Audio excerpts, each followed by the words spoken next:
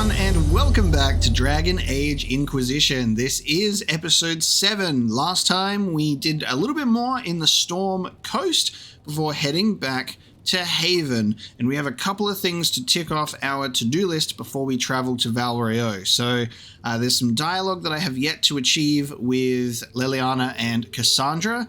I think I glossed over the fact that I hadn't actually finished those dialogue adventures yet, because sometimes I get caught up and it's just so much dialogue it's hard to keep track, and I get a little bit self-conscious sometimes because I'm like, did we do that? I think so. And then I move on, and it's because I don't want to repeat myself during the Let's Play that much, and sometimes we miss dialogue. But I'm going to try and talk to companions way more just to double check if we've got dialogue or if new dialogue pops up. And then I'll just edit out repeats and stuff and make sure I have new dialogue included for us to listen to. And there is also a few codex entries that we missed the beginning sections of because of this lovely little thing in the codex where when you click on one and you scroll down, then you click on another, you start at a completely different spot. It's just so strange. So I think there's the Nug, Navara, and the Seekers of Truth, which we haven't all properly read. So I'm just going to read the beginning segments of those ones, because that is information that we have yet to read. Then we're going to talk to our companions, and then we should be good to go. Just some things we got to get out of the way, you know? Corrections to previous mistakes. The Seekers of Truth aren't Templars, not precisely. Once they were called the Inquisition, but upon the signing of the Navaran Accord, they gave up that name and became the order they are now, standing over us Templars as watchers and enforcers. I honestly cannot claim to know more than that. I don't know how many Seekers there are. A few dozen? If they have a base of operations, I don't know where it is. Certainly not with any of us. The only time we'll see one is when a Seeker is summoned, perhaps in response to a complaint by one of the first enchanters. They'll investigate the problem, and if it turns out a Templar did something they don't like, he's disciplined severely, without question. Even the Knight Commander bows to their will. If a Seeker of Truth shows up, you know every last Templar is sweating, hoping their gaze doesn't fall on him. And that's probably safe, because we're all the way at the bottom now. I'm assuming that when we read this, it might have already been at the bottom and we just read, like, disciplined, severely, without question. And I think that was us thinking that the Seekers were disciplined, without question. Sometimes you don't even notice that it, like, is worded wrong until you see that there's a whole bunch more words to get. The Nug. I'm just trying to think about the ways that we could have read this and it wouldn't have even been a question, like Archdemons leaves nugs all over. I was sure before the Blight they were a whole lot more rare. Should ask a warden about that. If killing Archdemons leaves nugs all over. Which makes sense. I'm assuming that as long as we read the top part that gets cut off before we hit the bottom, we've covered our bases. Navara should be in places. There you go. I wonder when we read this one. Maybe here or something. The fourth time I attempted to cross the border into Navara from Orlais and was turned back by Chevaliers, I decided to take the more roundabout path, a ship back to Ferelden and then another to Navara. The outcome was more than worth the trouble. Okay. Or maybe we read it like this and it was just trouble. Who knows?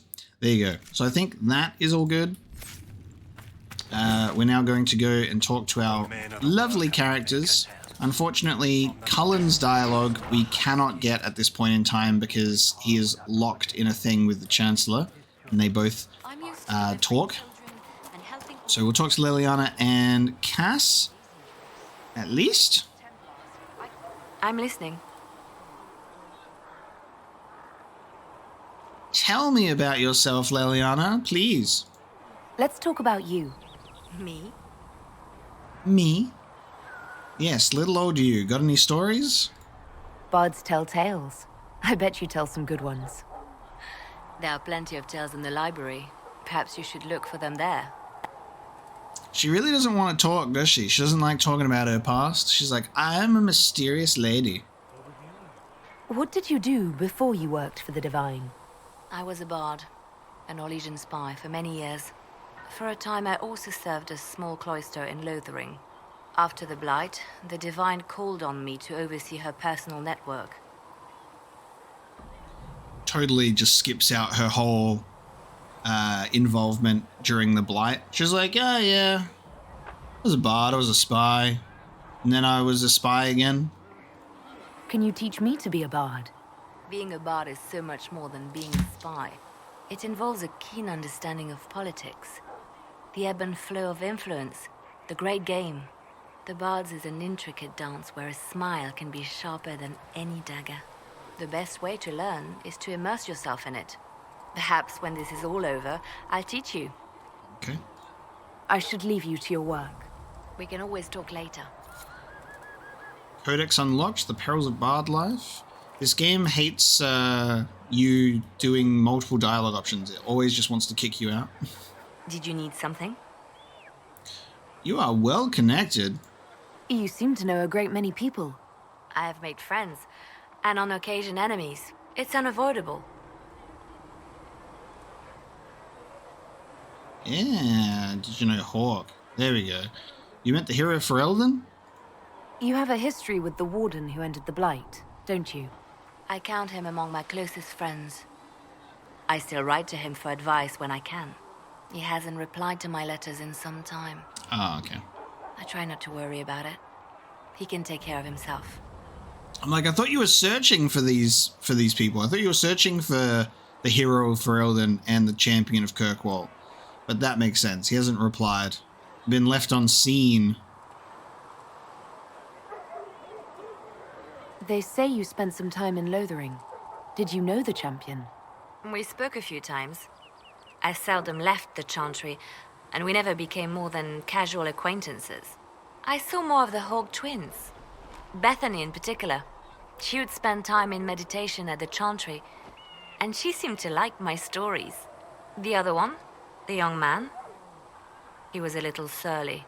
I did encounter the champion again later in Kirkwall.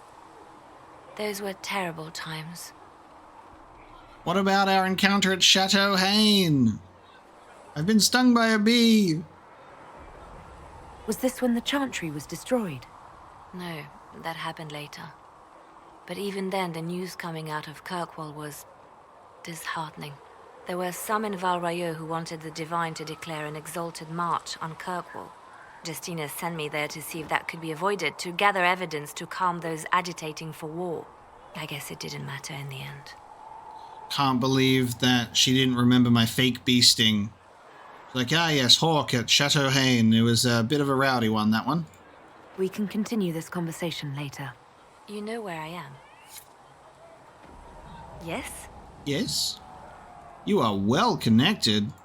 You seem to know a great many people. So I can say this again. And on occasion enemies. It's Because unavoidable.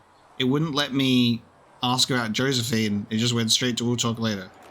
You seem to know Josephine quite well. I met her a long time ago, but we didn't become good friends until years later. After the Blight, in fact. I'd just returned to Royeaux, and she welcomed me back by throwing a diplomatic ball. She was the Antivan ambassador at the time, you see. The ball was... all right. Too many politicians. At midnight, Josie and I left to find a real party. We've been friends ever since. What do you consider a real party? It's not a real party until someone's small clothes are pinned to a chantry board. And that's all I'm saying about it. Okay. Interesting. We can continue this conversation later. You know where I am. We can continue this conversation later. Alright. Let us read upon the bards. Where is it?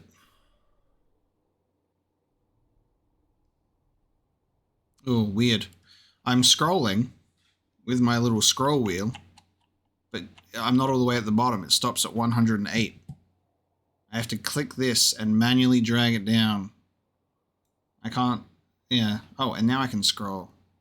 Now I can't. Weird. So the icon, like this, scrolls down, as you can see, but then it stops. That's weird. It's broken. I can scroll up and down once I'm past that point. But as soon as I go here, I can no longer scroll down. Weird game things. The Perils of Bard Life. To such a title for fear and retribution. Fear of retribution. Your slightest request is immediately seen to. Your services are expensive and yet actively sought. Oh. God. As a bard, you are well... This stupid codex thing is going to get me every time. As a bard, you are welcome anywhere in Orlais. Doors are open to you with generous smiles. Their wearers confident that no one would falsely pretend to such a title for fear of retribution. Your slightest request is immediately seen to. Your services are expensive and yet actively sought, and those who cannot afford them beg only to not have your displeasure turned their way. One day, however, you will awaken. You will realize the smiles are false, and behind them lies revenge. At the first moment of weakness, your brother and sister bards will be unleashed upon you like a pack of hounds, and you will realize they are not your brothers and sisters at all. For all your fancy intrigue, you have spent your life creating nothing of worth. You have been swallowed by the web of your own deceits, and the game of which you believed yourself master, it moves on without you, uncaring. From a letter signed Sister Nightingale. Interesting letter there. Sister? I'll try my best to catch myself with those codex entries like we just did, and we'll try our best to also make sure that we get all the dialogue, but we may miss things. You know, it's a harsh reality out there, especially a game that has just so much to take in. Greetings. Greetings. Tell me about yourself. I have some more questions. Why am I not surprised? What happened to your brother? Tell me about your brother. I would prefer not to speak of Anthony. Oh, yeah. Another time, perhaps. Right. Let me pick the other options. I'll let you get back to work. Do you need something? Tell me about the Seekers. Can you tell me more about the Seekers? The Seekers of Truth were born from the original Inquisition long ago, when it united with the Chantry. Seekers stood above the Templars, watching over them but also investigating magical events they couldn't handle. We were meant to be incorruptible, above reproach. How seldom does reality match the ideal?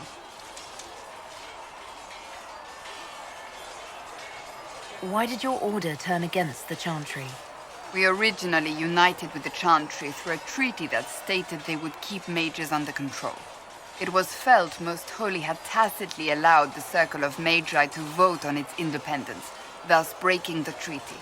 The Seekers saw themselves as justified, and they led the Templars into a war of righteousness.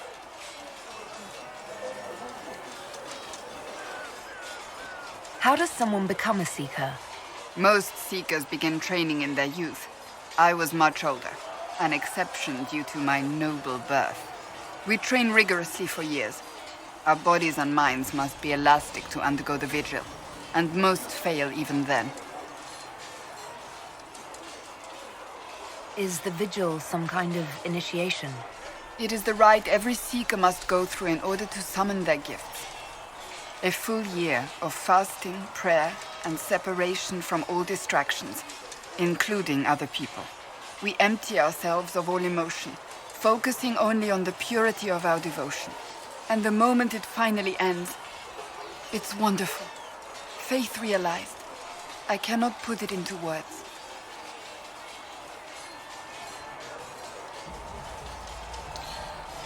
Yeah, I want to say that, but... I wish I could experience that. If the vigil was not so arduous, I'd say more should attempt it. What if mages never needed to fear possession by demons? I'm told it is impossible, however. I suppose I'll never know the truth of it now. But what are Seekers, dude? But what are Seekers exactly? Those who know anything of us think we are Templars. We do not use lyrium, however.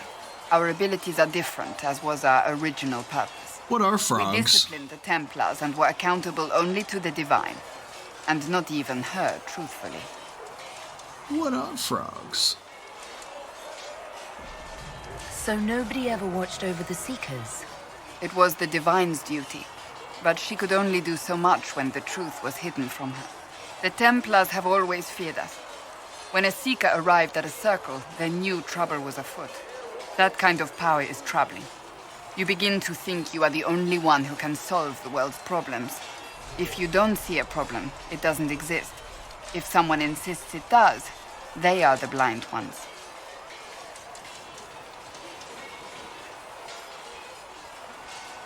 Do you think that kind of problem could ever be fixed? Possibly. Though the Seekers themselves would need to change.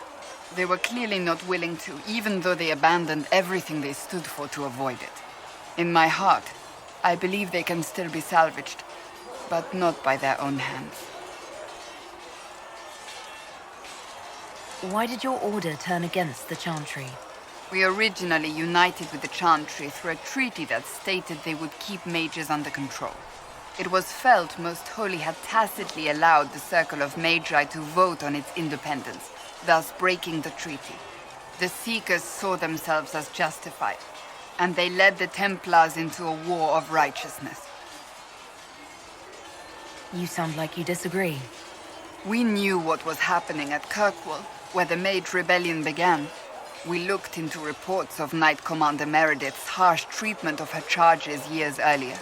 But we found so many shocking cases of magical corruption, it was decided her actions were justified. If we'd been there when it happened, if we'd looked harder at the root causes.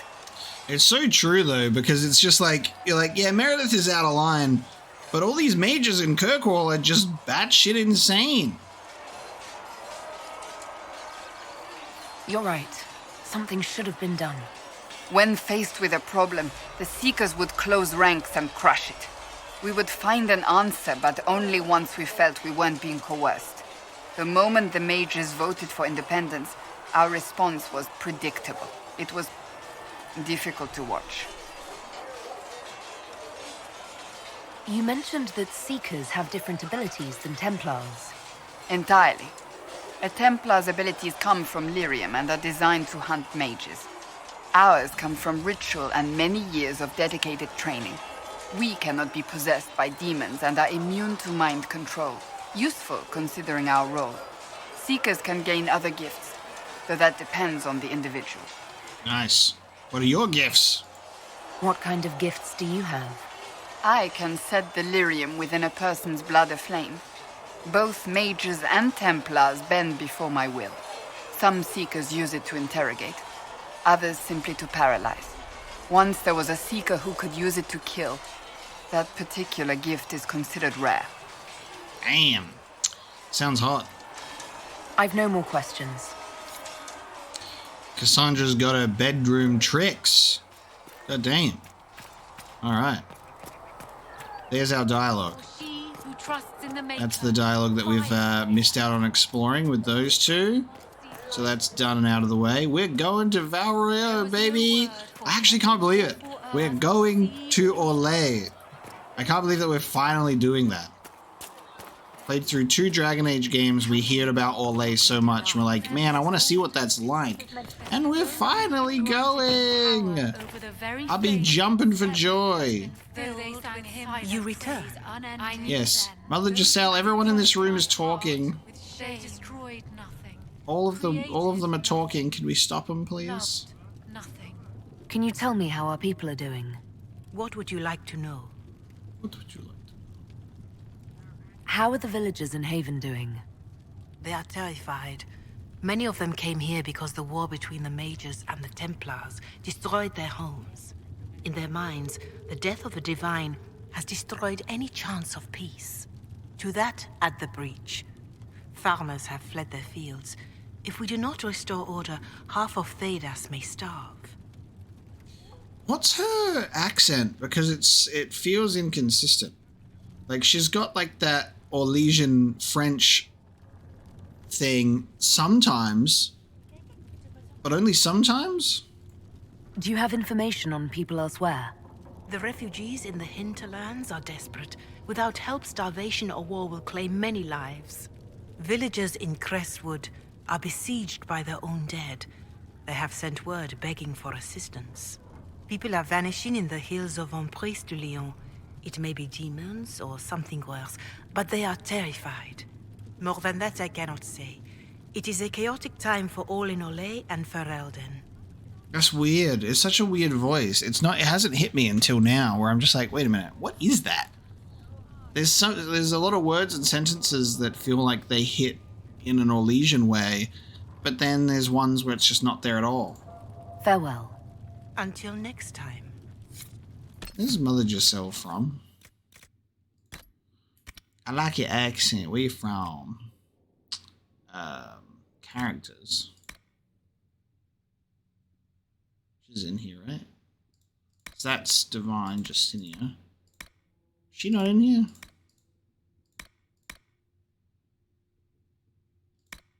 Huh. Do we not have one for Mother Giselle?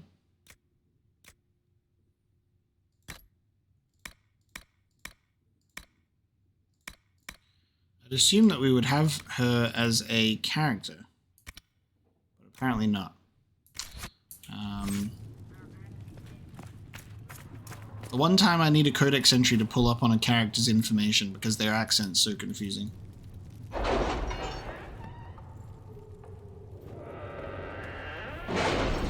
All right.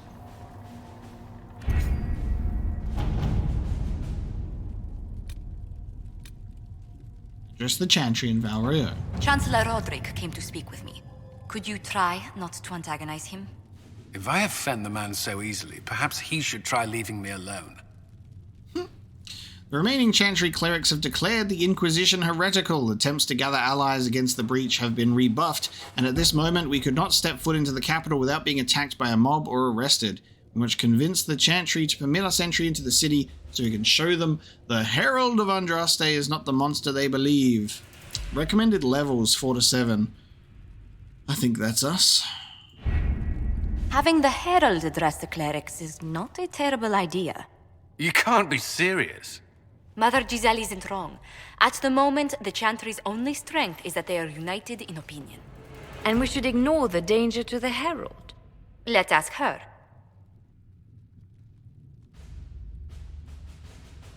I'm more concerned this won't actually solve any problems. I agree. It just lends credence to the idea that we should care what the Chantry says. I will go with her. Mother Giselle said she could provide us names. Use them. But why? This is nothing but a... What choice do we have, Liliana? Right now, we can't approach anyone for help with the breach. Use what influence we have to call the clerics together. Once they are ready, we will see this through. Okay. Adjust the Chantry. Alright, confirm operation. Done. We're going. This is a very interesting looking knife. I'm sat right in front of it, so you can't see it. This knife, looking like the goddamn Rise of Skywalker dagger. I'm about to line that up with the Death Star.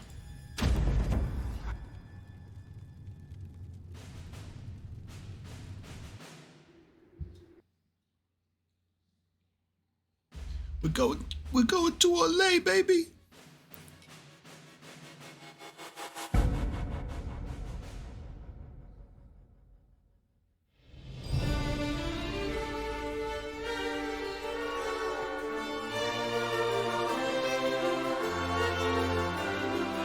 The city still mourns. Yeah, they look miserable. Just a guest seeker, but I think they all know who we are. Your skills of observation never fail to impress me, Oh, Varric. 2 people. My Lady Herald! You're one of Leliana's people. What have you found?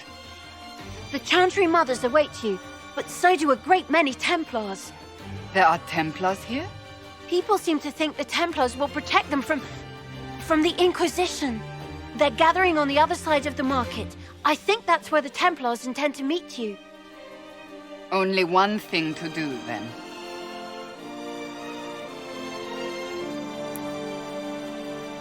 There's like 2 civilians. They wish to protect the people? From us? We knew there would be some kind of reaction. But I didn't expect the Templars to make an appearance. The people may just be assuming what the Templars will do. I've heard of no concrete plans.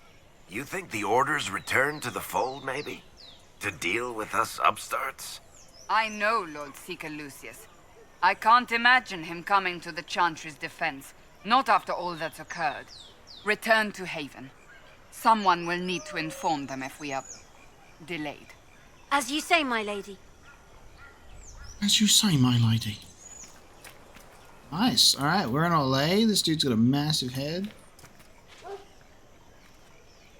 This dude dropped his ice cream on the ground for sure. Matherath's blood guilt. Beneath, scratched by a vandal, and his head suddenly weighs too much. Matherath, alright. Matherath dropped his ice cream. Aw, this statue's in timeout. Wait, why are they all... Wait, what the fuck? Why are they all rotated weirdly? Why'd they do that? Matherath's regret about his unfortunate hair. What the hell? Matherath is the only one to have like these. Oh no, there's one there. Matherath's remorse at meeting a low door frame. Oh, my head. They have the same humor as me, making the statues look have funny things to do with them. The avenue of her reflective thought. Our Lady and the actors of her rise and fall. Her message and visage are worth repeating. For some reason, they like to rotate the statues. Gotcha. Okay.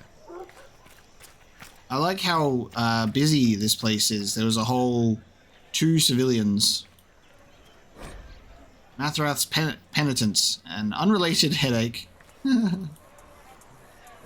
The avenue of her reflective thought. The avenue is inspirational, but wise travelers do not linger in their respects. Not just because the bazaar awaits, but because the area before the back-turned statues is treacherous. Local legend has it that the child Empress Amy abused the opportunity of religious repose to relieve herself beneath the gaze of Our Lady. Unable to discipline the toddling leader, her intendants instead chastised the statues and had them turned in supposed embarrassment. It explained why they've been rotated. True or not, foolish youths dare each other to soil the spot in similar fashion, and a place of otherwise reverent thought always carries a faint odor about it. Child Empress was just so happy to piss herself. Excerpted and torn from a disposable walking tour of the capital by Philium, a bard. Okay, amazing. Thank you so much, game. And now, in places, we have Royeaux. Any resident... Oh, look, we're reading it from the top, guys. Royeaux. Any resident, a Royan, will say it is the greatest city in the world. Many take such pride for arrogance, but they do so through smiles as they nod in agreement, for such is the cost of doing business in the capital. Royeaux is in every way a world leader, in commerce, culture, and its own exaggerated beauty. The site was founded during Evrian's grand unification, the result of a mix of influences not so much balanced as driven together. And while such an amalgamation would be cause for chaos elsewhere, the prosperity of the region has enabled an upward spiral of indulgence. The capital has endured the ages to become a beacon of civilization, and its citizens the measure of modernity. Just ask them. An element of Royeaux is notoriously risque, and it deals harmoniously beside the aristocracy and the palace bureaucrats. Indeed, the aristocracy tends to indulge in the city's darker side quite frequently, if discreetly, and that only adds to the mystique. Nobility elsewhere tend to be much more conservative and concerned about their reputation, even if a trip into the capital to indulge a few private pleasures is not completely out of the question. In Val Royeaux, transgressions are suffered and forgiven with flamboyant urgency. That is not to say the city is without lasting scandal or hardship, but one must squint past the gilding to be allowed even a glimpse, as Royans are very careful about the face they present. Such it is with the masks of nobility and the underbelly of their streets. By a former sister, this one was documented by no less. Le Mas de Luan, Lyon. The Summer Bazaar. Got the docks this way.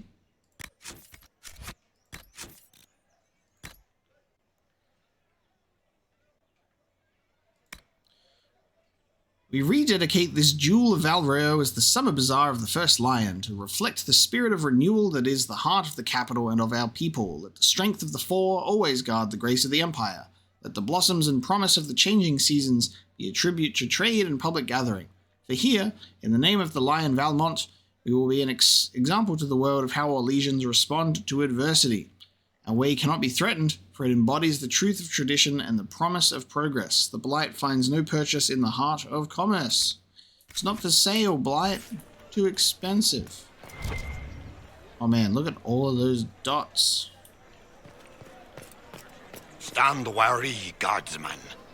The Inquisition is here, along with the Herald of Andraste. They say they found the knife here covered with the Divine's blood. Let her pass. The Inquisition is the Templars' problem, and they'll fix it. The Inquisition is the Templars' problem. She of the highwayman repents. Gallows master, hold thy hand, hold it back a while. Callous juror, let me stand, let me bear a smile. For comes my brother distant, for comes my saviour soon. I stand here most insistent, I will receive my boon. Fellow soldiers, hold thy voice, hold it if you may. Fellow shoulders, show my choice. I am in your sway. For know my crime was cruel, and all my pain deserved. I stand here a fool, despite my brother served.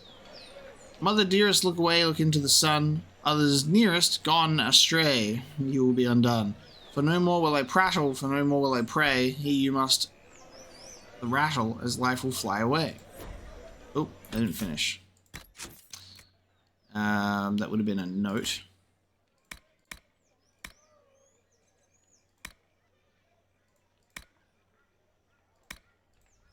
Love this. Damn it, it was not a note. Was it it would have been a tail?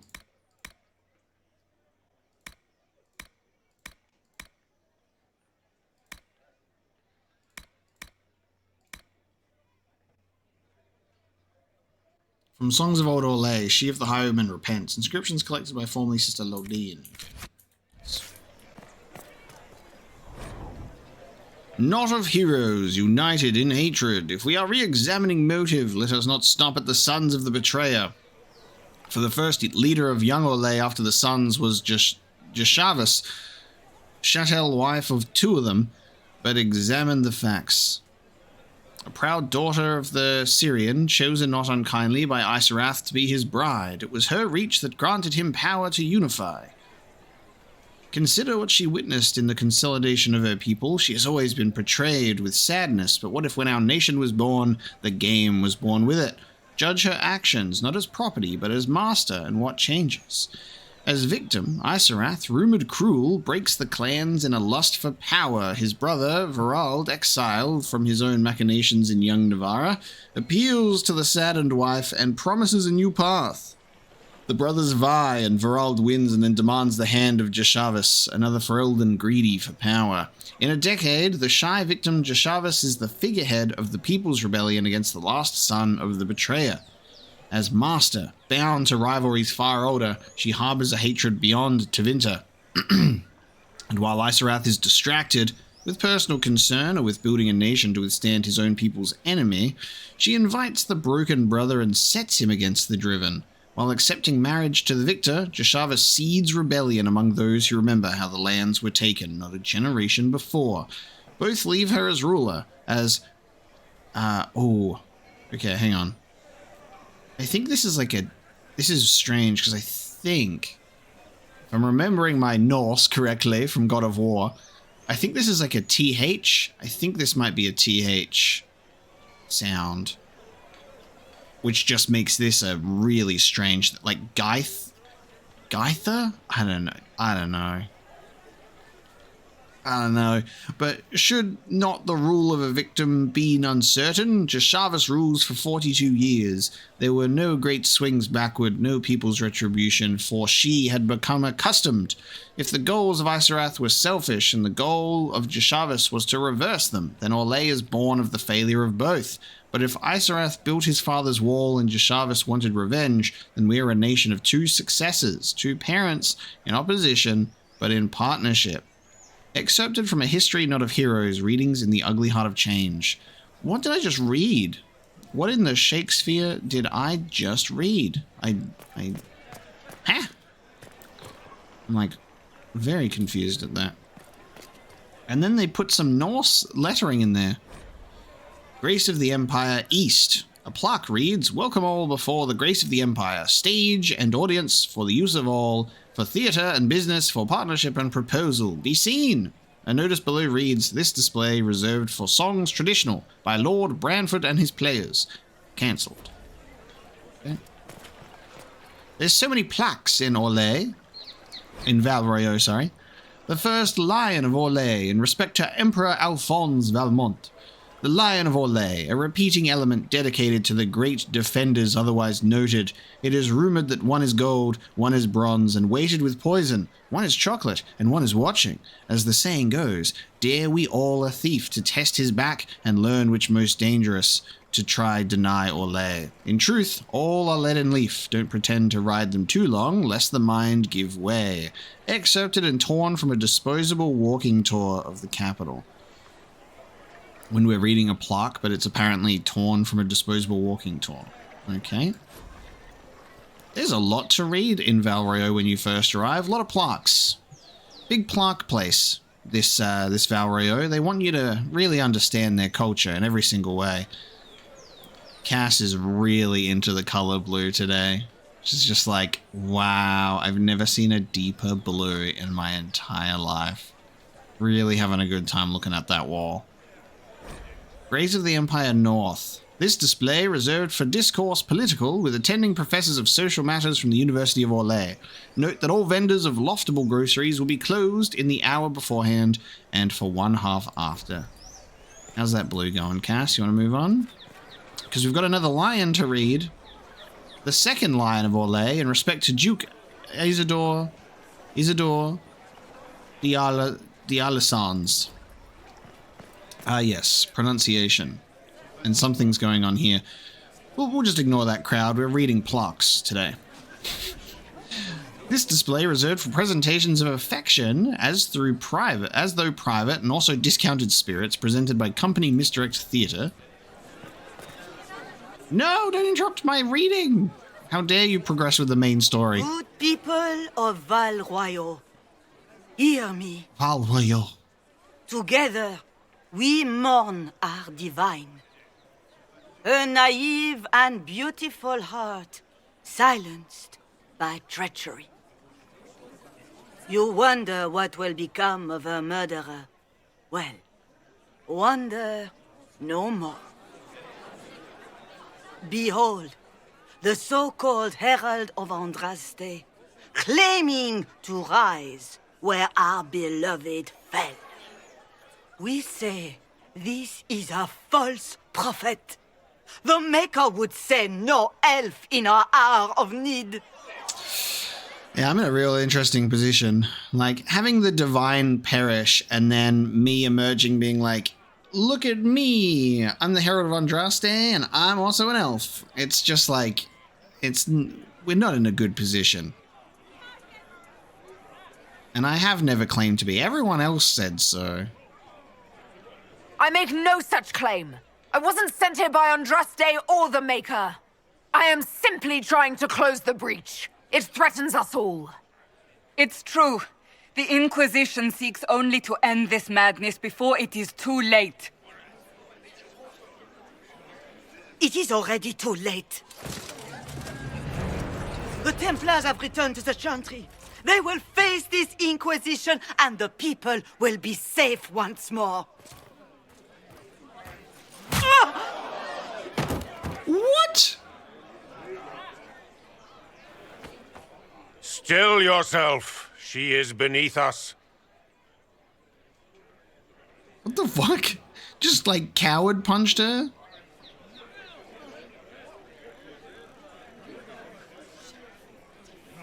Was that display supposed to impress me?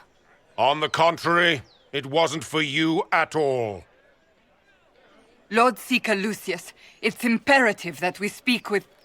You will not address me. Lord Seeker? Creating a heretical movement. Raising up a puppet as Andraste's prophet. You should be ashamed. You should all be ashamed. The Templars failed no one when they left the Chantry to purge the mages. You are the ones who have failed. You who'd leash our righteous swords with doubt and fear. If you came to appeal to the Chantry, you are too late. The only destiny here that demands respect is mine. Okay, bro, what the fuck?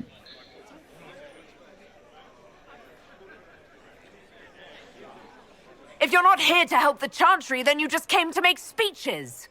I came to see what frightens old women so, and to laugh. But Lord Seeker, what if she really was sent by the Maker? What if... You are called to a higher purpose. Do not question. I will make the Templar Order a power that stands alone against the Void. We deserve recognition.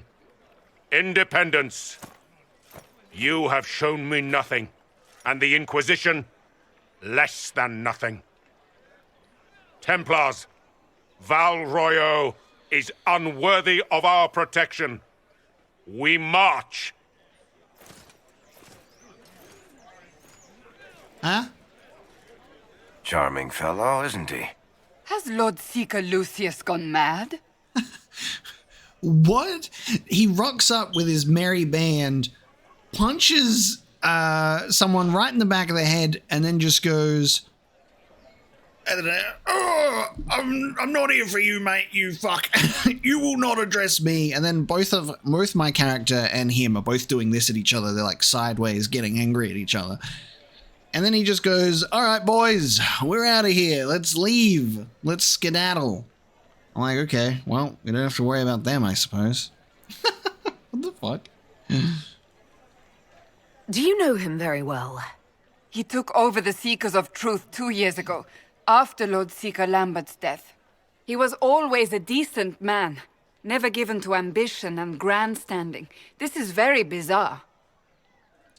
He's got red lyrium up his ass. I bet. Do you think he can be reasoned with? I hope so. If not him, there are surely others in the Order who don't feel as he does. Either way, we should first return to Haven and inform the others. Oh, this was it? We need 15 power to contact the Templars. This was our adventure. I thought we were going into the place. Can I go in? I guess we can go. Yeah, they just punched the revered mother in the back of the head. What the fuck? Okay. Jesus. Not how I expected that scene to go at all. Lord Seeker Lucius Corrin. Oh, wow. Okay. That's a really interesting art piece. Okay. The red aura surrounding the head sees to me, it says to me that his vision or his mind is clouded by the red lyrium up his ass. For months, we were also certain Lord Seeker Lambert's death was an assassination carried out by mages. He had, after all, declared the Nevarran Accord null and void, hurtling us headlong into a war against the rebels. Why else would he be killed except as an act of retribution? The entire Templar Order was fired up, ready to take the fight against the mages, something we were sure would be over in a matter of weeks. Thus, the election of Lucius Corrin to the role made me despair. According to the few seekers of truth with whom I spoke, he was a moderate. He agreed to the Divine's conclave, and every Templar I knew felt certain he would compromise to see the war ended. But lately, the man seems different, does he not? I never met him before he assumed command, but even in this short time, his opinions on the war have turned. He did not go to the conclave he personally supported. In fact, he seems to regret supporting it at all. He talks of the Templars establishing themselves as a power in our own right, and our fellows are all too eager to listen. I don't know where this change of heart came, but I begin to wonder if Lambert's death wasn't as simple a matter as we assumed. Something is amiss within our order, and all I know is that it's beyond me to discover what. From a letter written by an unknown Templar. Okay. Yeah, he's definitely being... Well, I mean, I think they're making it very, very clear, based on his change in attitude, and also this, with how this looks, that he's under the influence of something. So he's, some sort of manipulation is being... manipulation is at play here. Can't talk to you, apparently. Oh, hang on. I can't highlight you. I can highlight just next to you. This victory must please you greatly, Seeker Cassandra. We came here seeking only to speak with the mothers. This is not our doing, but yours. And you had no part in forcing our hand? Do not delude yourself. Now we have been shown up by our own Templars, in front of everyone. And my fellow clerics have scattered to the wind along with their convictions. Just tell me one thing. If you do not believe you are the Maker's chosen, then what are you? This is so weird. Someone who can help close the breach and end this madness. That is more comforting than you might imagine. I suppose it is out of our hands now. We shall all see what the Maker plans in the days to come. It took her getting punched in the head by a Templar to go, you know what? Maybe that doesn't sound so bad. How many Templars turned on the Chantry exactly? They rebelled across Thedas. Some remained loyal, but not enough to call them the Order. The White Spire here in the capital was the largest garrison, but now it stands empty. Perhaps more shall flock to the Lord Seeker's banner now. How far has faith waned, I wonder? This is such an interesting angle to have a conversation. How are people responding to all of this? Despair. Fear. We mourn Her Holiness. The people look to the sky and wonder how long before terror comes for us all. There must be a way through this. Is it you? The Templars? The Maker's will? We abandoned our duties. We servants of the faith.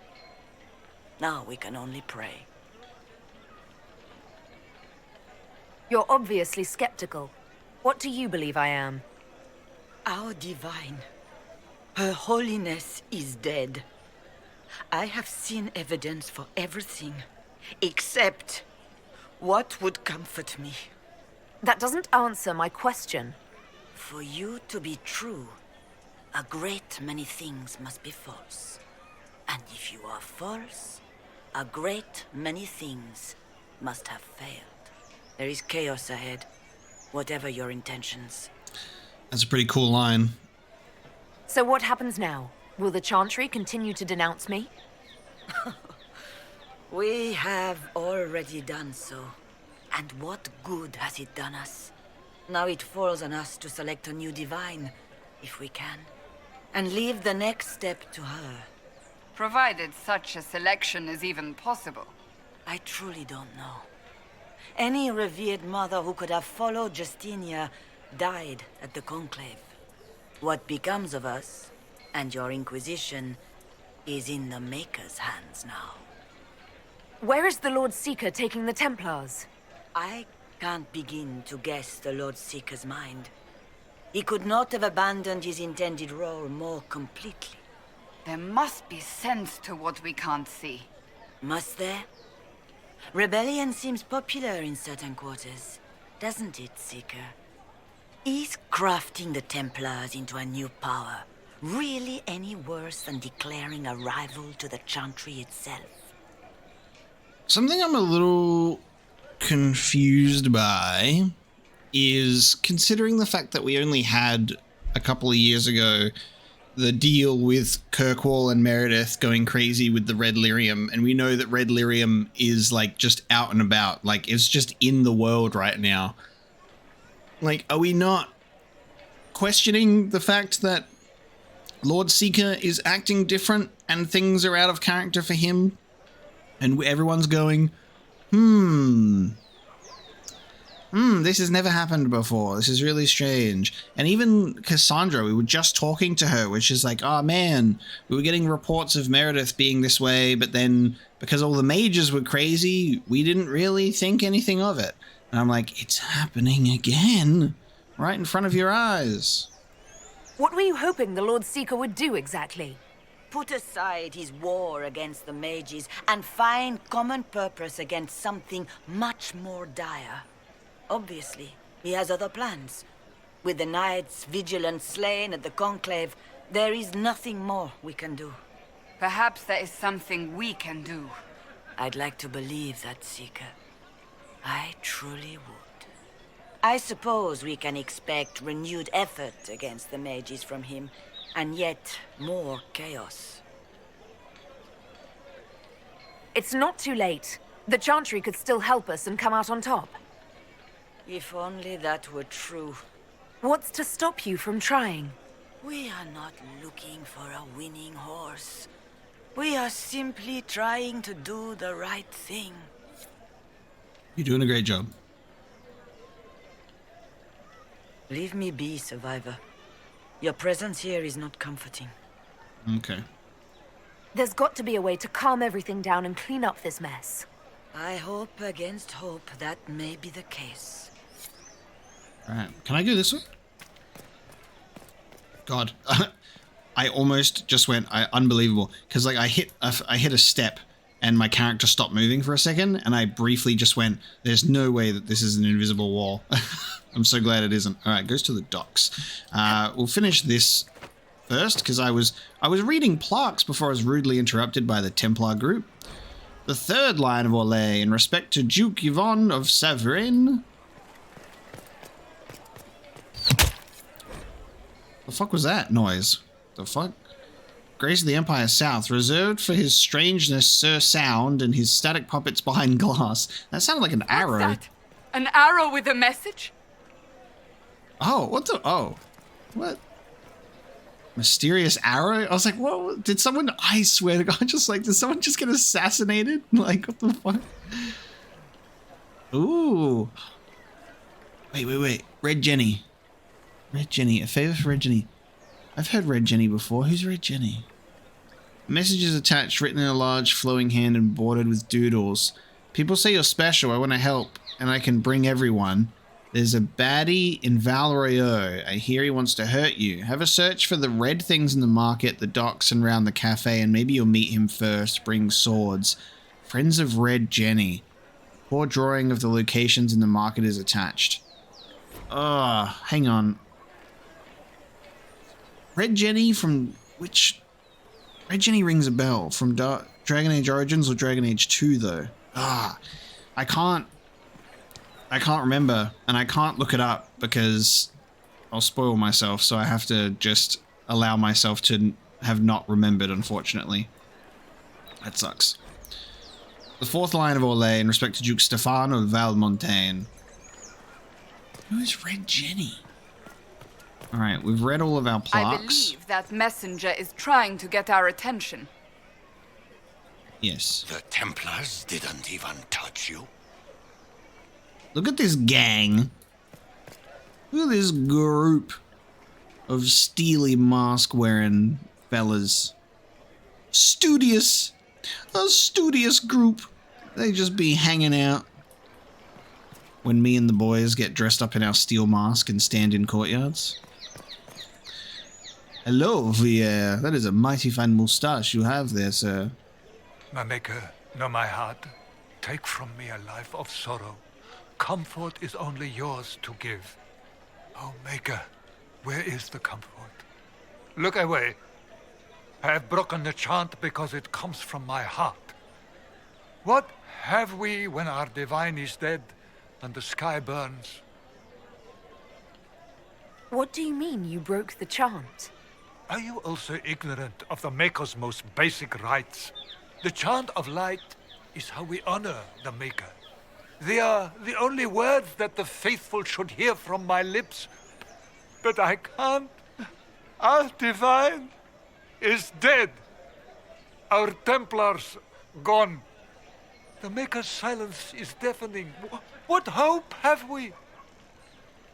So this is one of the one of the Chantry members that would only talk in the Chant of Light, right? Like when we do the board of side quests in Dragon Age Origins, and they just thank us in quotes. But he's like, I cannot do it.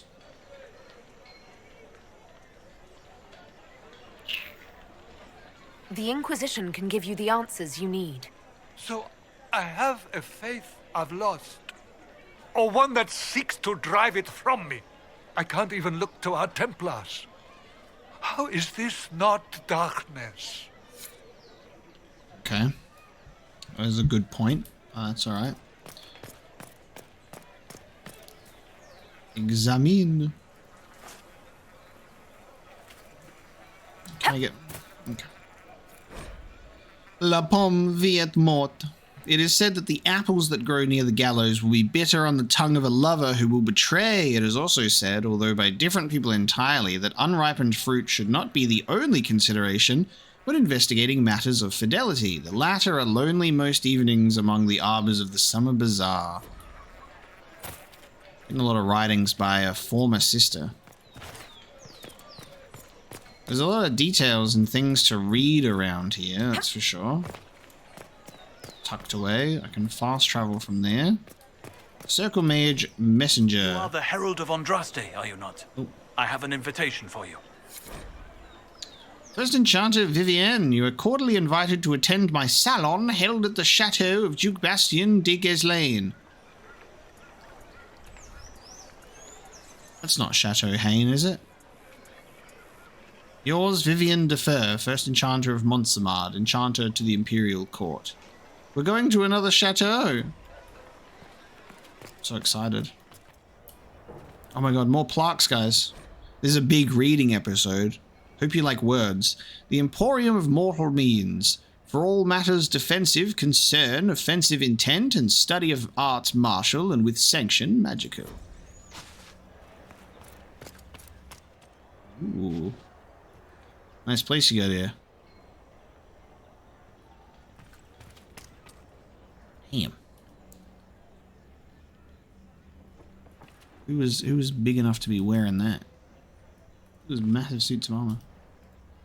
I am open to you and yours. I price at a premium for everyone, so don't assume it's because you're with the Inquisition.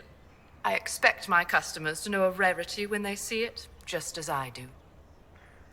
Cass is really into the walls today. I think she's on something. She needed to pop a pill to get to Val Royeaux to see this through, and she's just stroking all the walls, I think. She's like, wow, the texture on this one, immaculate. We're just gonna let Cass be. She's just having a good time. What can I buy here? Oh my dear lord, that's a lot of gold. I have a decent amount, to be honest. A life taker staff. Sheesh. All of this is way too high for me. I'm 4 levels away from level 10. So cool though. Definitely got some cool stuff. It's just I can't even preview it. It sucks.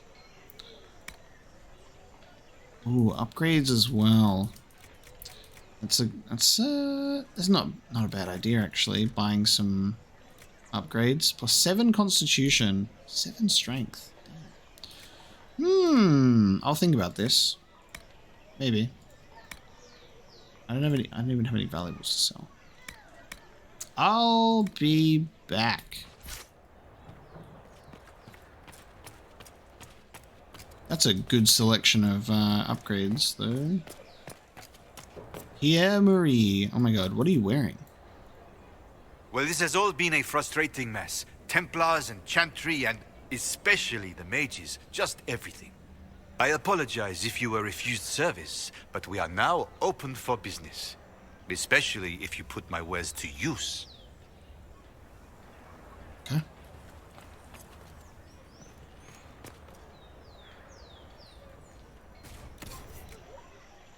Ooh, I can afford things in here.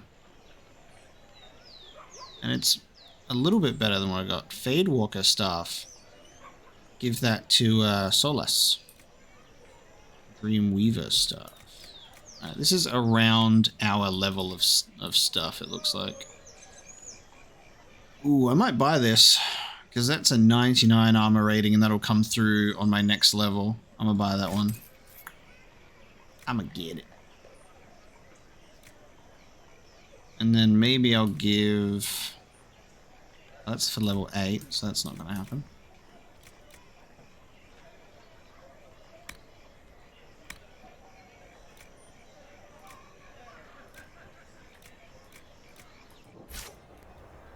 So when I level up, I'll finally be moving on from my fancy armor that I'm wearing.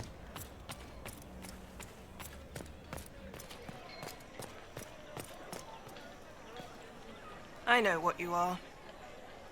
Okay. Say it. Vampire. They say a lot about you. Can't believe any of it. Sure. Okay. I like the look of this map. It's got a nice texture to it. The apples nearest the cafe are said to change their taste depending on whether one is walking toward or away from the gallows, and of course they do, for taste is subject to the whims of the heart, and no meal is favoured after tears, but dare it anyway, for none know the taste of joy such as we who do not shy from experience. Even the trees have lore in Inquisition. There's definitely a lot more to read, and that's not a complaint, because I do enjoy my reading. Especially when the lore is juicy, like these apples. Barnabas! Looking like the goddamn Orlesian Iron Man over here. Open? Yes, as open as I can be. If you've a need for the well-cut or the sparkling, perhaps I can help. At the very least, we can appear like everything is normal. Yes.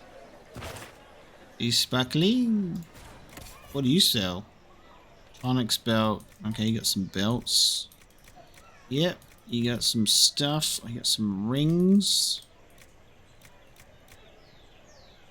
Just your basic 2%ers. Ooh, you sell valuables, which is kind of interesting. It's very interesting to see valuables being sold, and for a valuable price too. Okay, what else is in this area directly? I think that's it. We'll go down to the docks, and then we'll go down to this area for a friend of Red Jenny. God, that's killing me that I can't remember. But I swear that there was a Red Jenny already. Difficult time for those who have lost. While I understand concerns for propriety and the general dressing of the bazaar, I must caution that release is needed. We are suffering not just ongoing civil conflict pitting brother against sister, not just outright war pitting Templar against mage, not just the loss of our most holy and the best of our leaders. We are suffering all three as the sky is wounded for all to see. All we know of our world is threatened, along with all we know of the next. With this most grave notation, I ask that the writs and losses and missing remain, that the citizens, however indirectly, be allowed to post their griefs of known dead and the names of hopefully living, and with them their criticisms of how they have been told or not told. For while I have no doubt we as Orlesians will maintain our utmost composure, there must be release, there must be grief, there must be mourning. If not, if we do not allow this simple expression, we risk a greater outburst.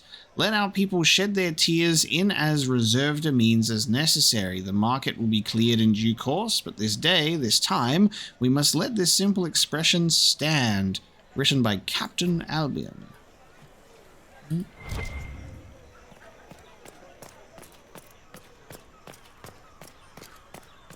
Le Masque du Lion.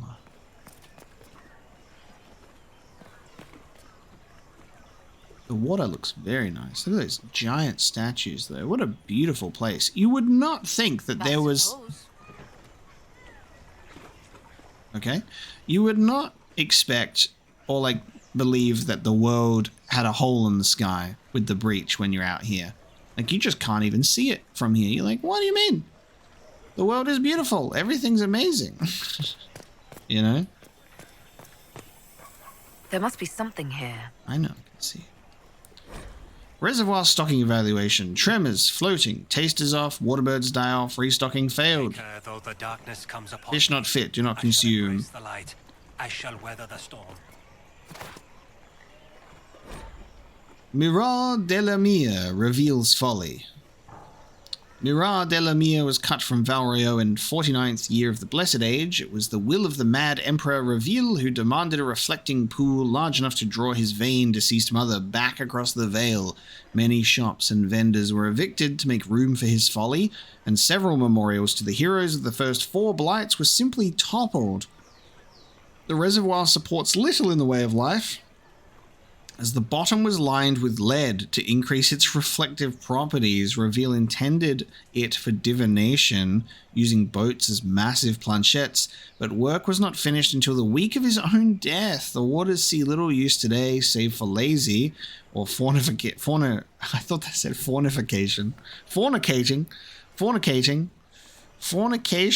sojourns by the nobility aboard decorative gondolas. They're fornicating on the gondolas, excerpted and torn from a disposable walking tour of the capital. Damn. So this whole area... No one can tear asunder. This whole area was just created for a divine water mirror, and everything was trashed, and then it's just not even used. Because all the fish are dying in here, because it's lead-lined. What the fuck? I shall embrace the light. Who's hiding a book behind the barrels? That's so rude. What you have created, no one can tear. A red handkerchief folded around a key with a small, hasty scroll. Key lifted from drunk, swearing about Herald. Don't know what door. I'm out. My debt is paid.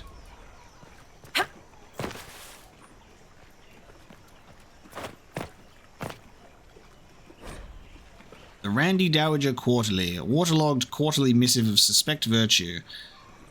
The Randy Dowager welcomes the blooms of spring with the collected Calipigan cuirassiers, being a scandalous representation of Her Majesty's favoured court and flagrant delectable. Can their uniforms and modesty withstand the assault? The Randy Dowager, exhibitions for the noble of thought but spry of step. The lady herself says hardly a Tethris, but generally arousing if polished cuirass does it for you, and it should. 3 scarves fluttered in shock out of 5. Hey, your last name got a mention back. Let's go for a swim. Did you hear? Did you hear?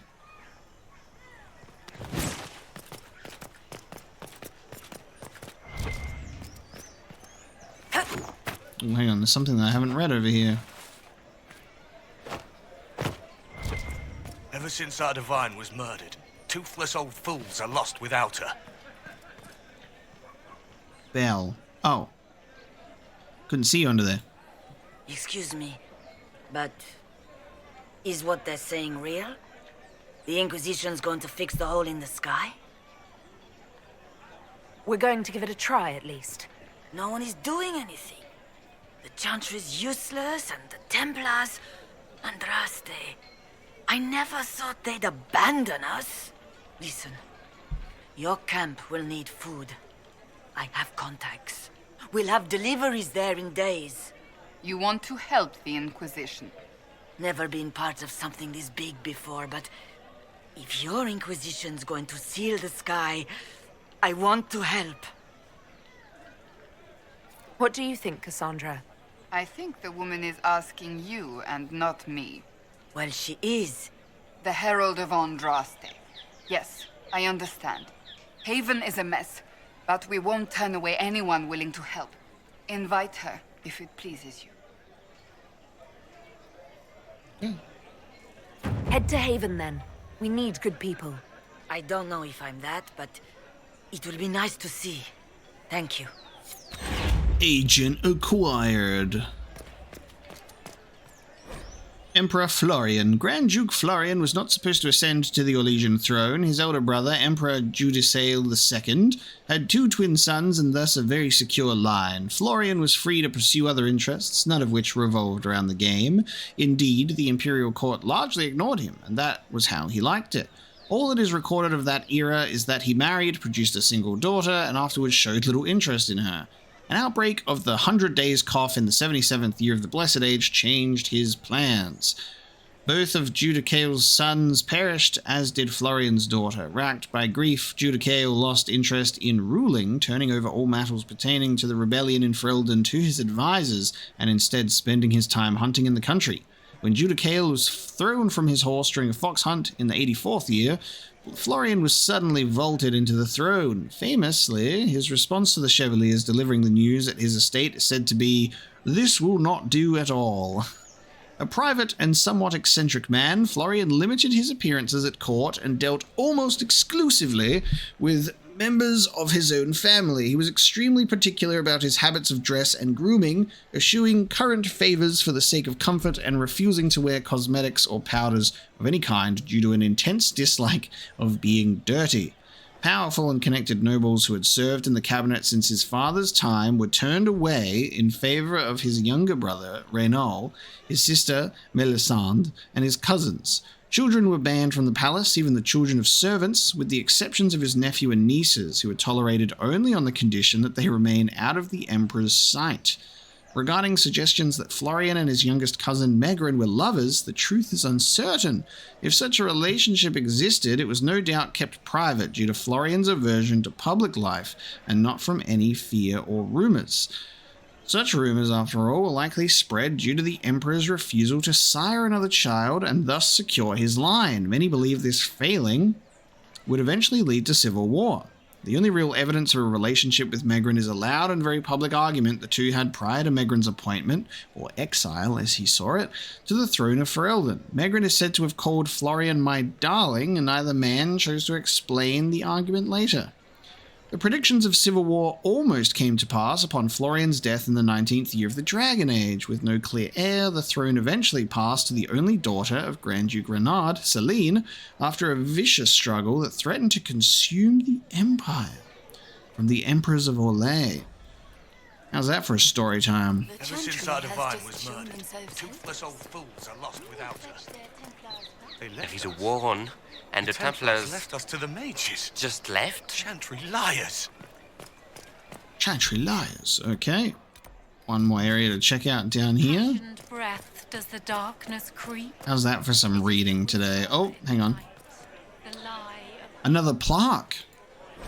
Le Masque du Lion. We cheered when honoured was her might, but many more deserve a thought. For though she was the thirst a knight, her ken and kind have always fought. From a plaque with the dedication Le Masque du Lion, sponsored by Princess Corinne's First Cavalry, for those we stood beside. I've gotten to the point where I'm just like saying words in silly ways now at this point. When in Royeaux, another plaque. The summer home of Messire Glubs, a seasonal home for the childhood pet of the twin sons of Empress Yvette. The nature of Messire Glubs remains unknown, save that he was a gift from a Vervaini ambassador, and he was eventually released to the sea after taking the hand of a sluggish page. Welcome. Oh, welcome. Oh, welcome.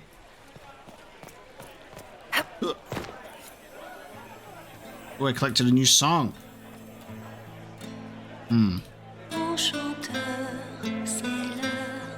Oh, there we go. Just what we needed.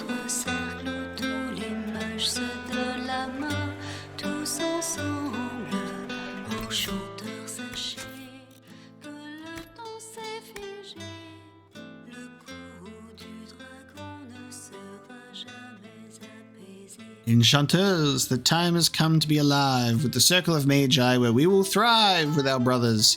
Enchanters remind that time will not unwind, the dragon's crooked spine will never straighten into line. Our plea will be a faithful end decree, where a man will not retreat from the defeat of his fathers. Enchanters, a time has come for battle lines, we will cut these knotted ties, and some may live and some may die. Enchanter, come to me, enchanter, come to me, enchanter, come to see, canna you come to see, as you once were blind, in the light now you can sing. In our strength we can rely, and our history will not repeat, as performed by the bard Meriden Halewell. Are you reading this, sir? You mind if I take your book? I'm on a reading pilgrimage today. Knot of Heroes, Matherath and Sacrifice. Andraste, our lady, the sword and the fire against Tevinter, betrayed to the Empire in exchange for a kingdom. Matherath, now synonymous with treachery, but would Andraste have won, and if not, what would we have lost? Let us look not just at the act, but at the why of it. As the armies of faith pierced the Imperial homeland, it was revealed not as a wave, but as an arrow, and as any hunter will attest, if your aim is not true, there is no returning to the bow. We must consider how much of Our Lady's victory to this point was against true Imperium, and how much was against the echoes of Empire. Andraste the Inspiration may not have considered such, but Matherath the General fought for homeland, not visions. Was it victory or defeat that his betrayal held at bay? Matherath made the deal that killed Our Lady, that is fact, and when Andraste died, Matherath was gifted everything from the southern plains south. How generous and impossible to hold this must have seemed. Let us look on Matherath and the legacy he divided among his sons, not with an eye for accusation, but from a tactical consideration. For he must have known that mere rivals had never stopped Tevinter. What if he set about creating peers, and none of this was accident? How then fared Iserath, Evrian, and Verald? Excerpted from A History Not of Heroes, readings in the Ugly Heart of Change. Yes.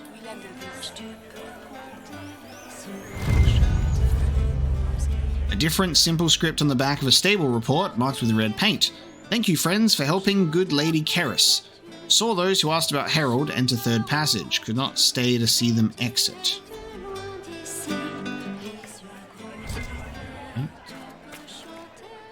We maintain an Inquisition presence on Commander Cullen's orders.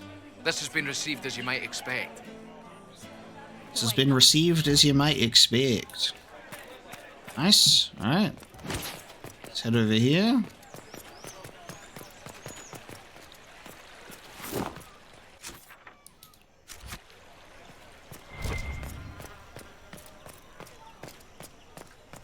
Ooh, okay. There's a merchant in there, it seems. Thank you. Sister Antoinette.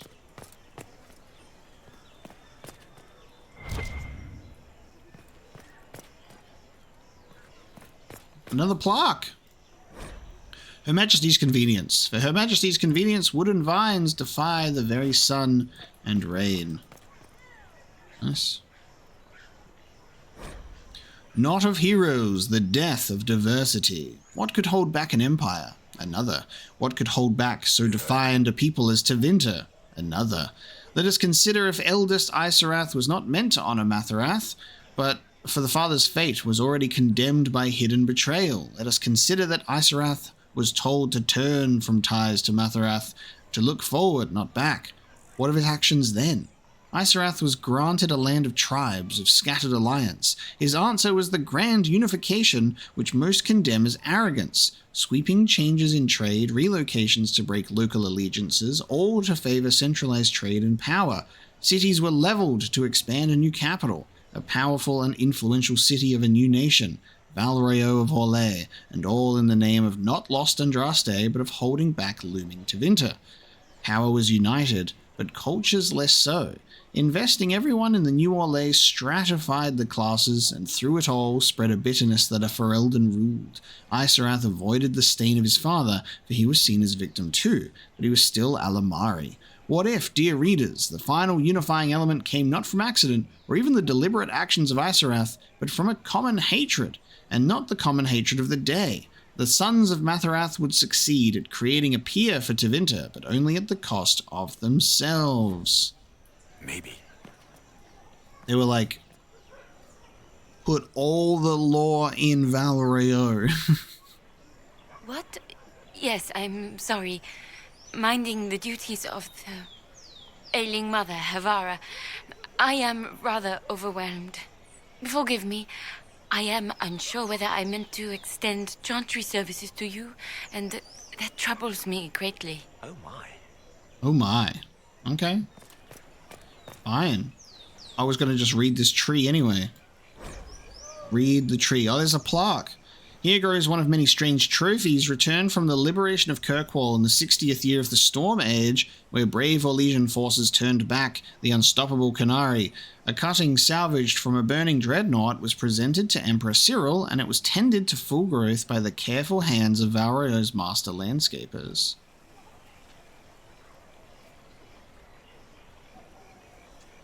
Oh. So this is like... This is a tree for... So there was a cutting found on a Canary dreadnought, and this is a tree from where Canary are from.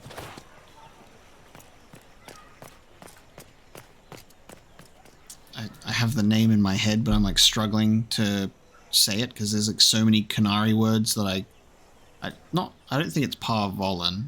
Is it Parvolan? Maybe.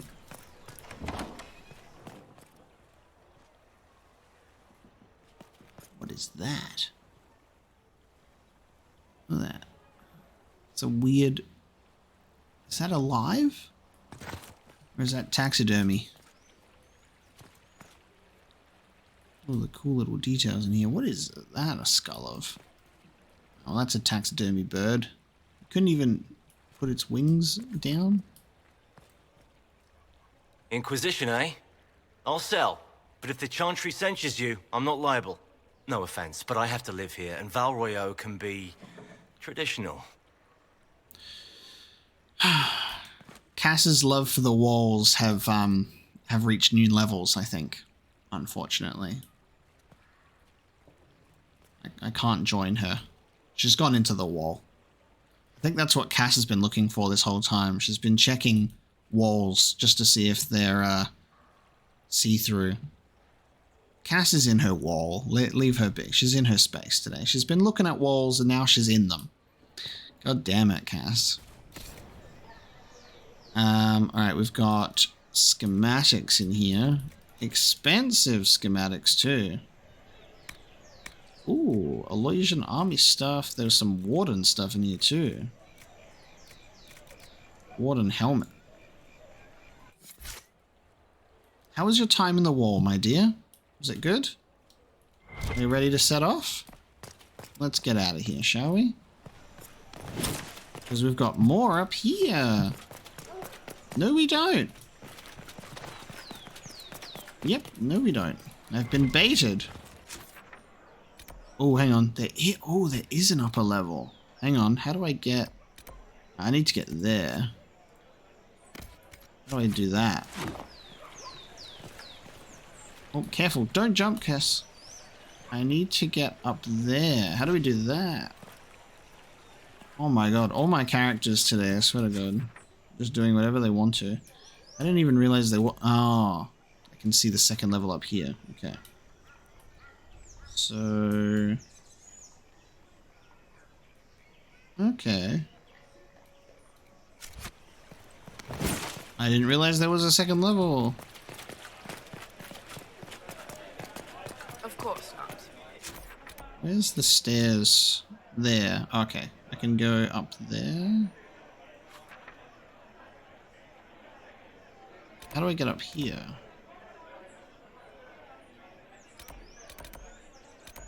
Can I use these fast travel points in the map? Is that what they're for? Maker, though the darkness comes upon This will take me upstairs. embrace the light. Oh, nice. That's what we do. We fast travel within the place. Gotcha. A season of the four afoul. At this window, the thief Treadwell did witness the attempted assault of Lady Castine. He surrendered his chance for escape to catch and hold her assailant, a bard of Lord Hailvine. Or Hailvine or Halavine? Hero, thief, foiled bard, and conspiring noble were all censured as per their station and relevant action, lashings and labour, disappeared and ostracised for the social season, respectively. The scandal played out far longer in the theatrically serialized adaptation, which reimagined the three as siblings separated at birth, competing for Lady Castine's hand at her orchestration. The conclusion was relatively accurate to the original event, save the punishment of the thief and noble being swapped to comic effect. Generally good reviews received, though some thought the height of the lady's hair to be unrealistic. A disposable walking tour of the capital.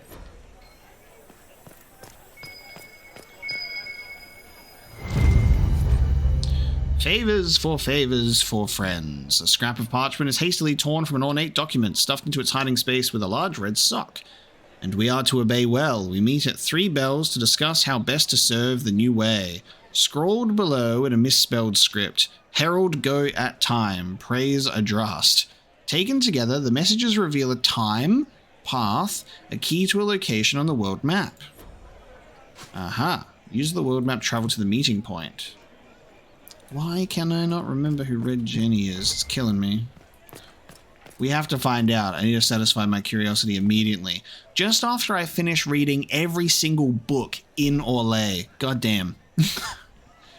Not of heroes, division and distance. For a supposed creature of jealousy and greed, Mathrath is less so indeed. For while his word brought low the bride of the Maker, his prize was quickly divided and distanced. Let us consider the lesser of the sons in this matter. Of Evrian we know little. The middle boy, he was tasked with ruling the lands to be the marchers. No claim by the father was made, no in my name to humble. And that freedom is shown in the result, for Evrian himself was the least concerned with power. He among all led by example, not demand, and spoke only of sacrifice. When betrayal was revealed, Evrian acts as a man broken, dispersing his holdings to the various tribes. It was a penance that spared him his family, but it also dispersed influence. To this day, the free marchers are scattered. Of Verald more is known, for his actions bring him to the start of our nation, but his folly begins in Navarra, where we must ask, was this the will of a betrayer father, or a mistake of youth? Mathrath gave rule to the youngest, Verald, and never claimed Navarra. Never did he sit on the throne, and he is thought to have rarely visited. But his name is hated there most of all, for it was bartered for legacy by the son. Unlike Evrian, Verald spoke not of his example, but to claim. Never his name was mentioned without that of his mother and father. His claims were bold, their actions were his, and their thoughts all shared, but from the father on his throne in Ferelden, no word is recorded, and we wonder, was it deliberate? For when the betrayal was revealed, all with ties to Mathrath were vilified, and so strong were the ties that Verald had drawn that his court was killed to a man, and he was forced to flee. Had he kept silent, as seems the will of the knowing father, and had he girded as the father had guided the elder Isarath, then Verald might have remained to rule. But that would require that the betrayer not be as he is drawn, and it would have kept Verald in Navarra, and it would have kept Verald from Orlais, and it would have prevented the further betrayal that truly birthed Orlais. It is interesting seeing this this history of the sons of Mathrath. I think if I'm remembering correctly, it's oh, Varric, don't jump! Don't jump! Come back from that ledge, my friend! Oh, won't you come back from that ledge, my friend? Please, thank you. Ah, no! Okay, thank you. Cassandra, don't do it. Don't do it. Everyone follow me, get away from the ledge! Okay, stay over here with me where I can see you. Jesus Christ. Alright,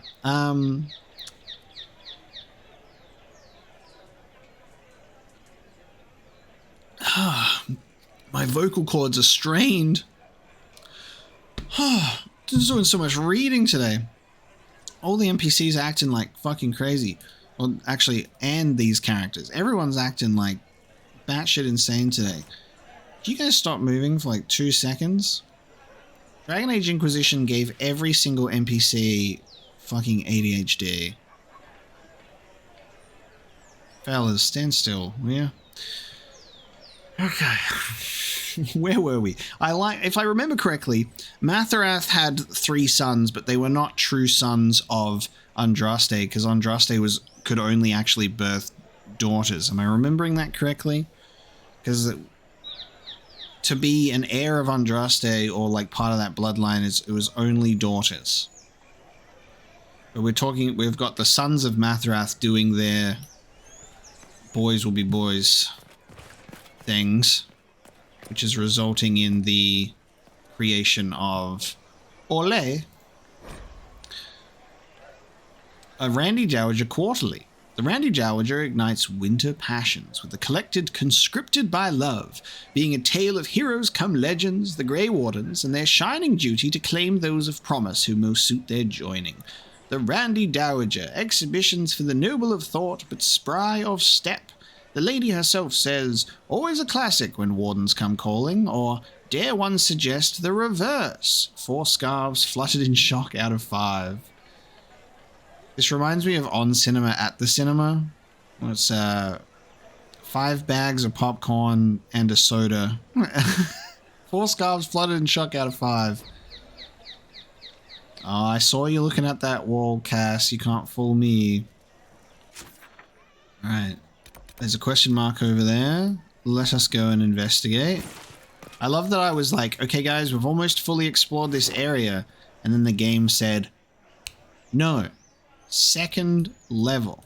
Alright, it looks like if we go here, we can go and comb through all of this and then fast travel and comb through all of this. This is the Royeaux reading episode. Okay, there's not much going on up here. Get a good view though.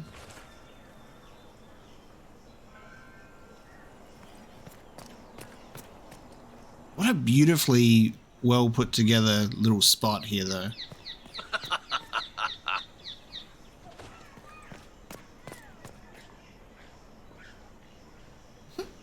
Okay. So much conversation. Everyone is so happy to be here.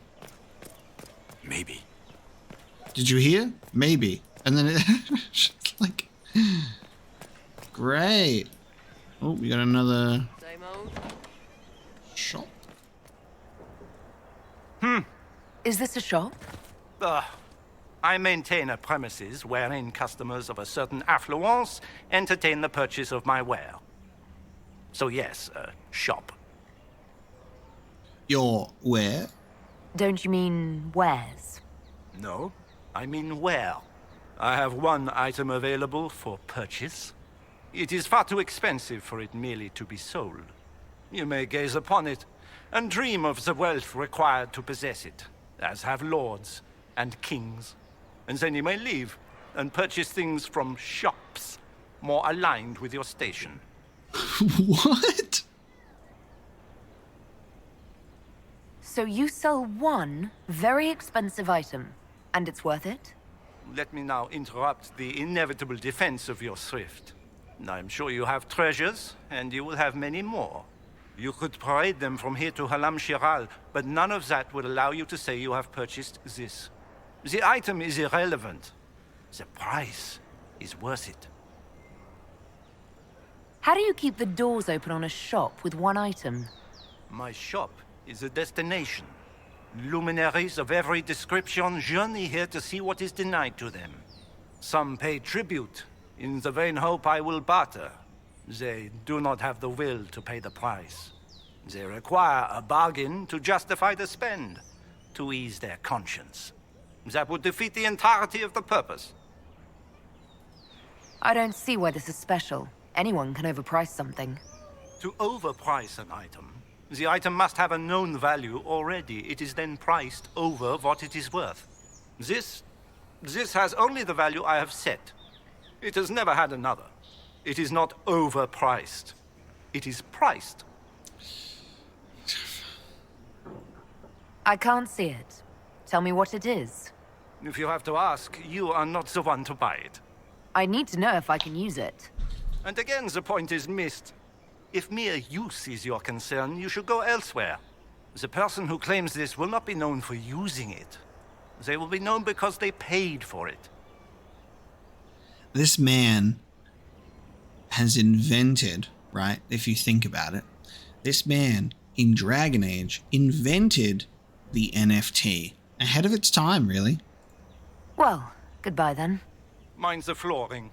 It is not used to feet that have been subjected to soil. We've got a crypto bro. Darabome with his cage of bones? Hello? You have a cage of bones. What the f... Mystery box. So mysterious. 10,000. What if I just sell him everything? What the f...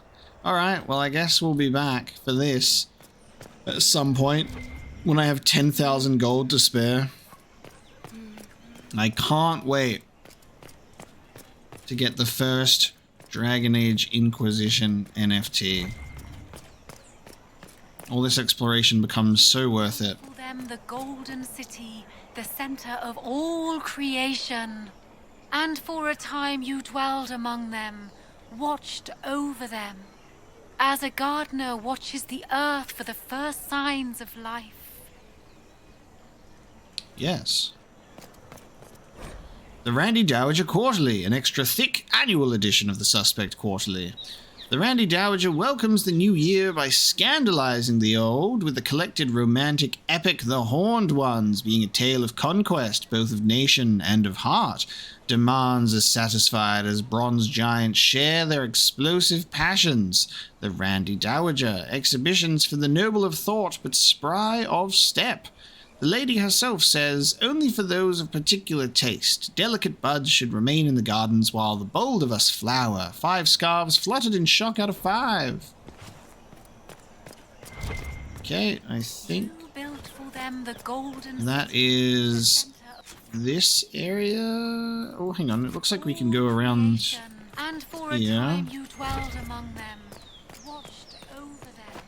Oh, not really. Nothing to be found over here. Alright, we'll fast travel into this next spot.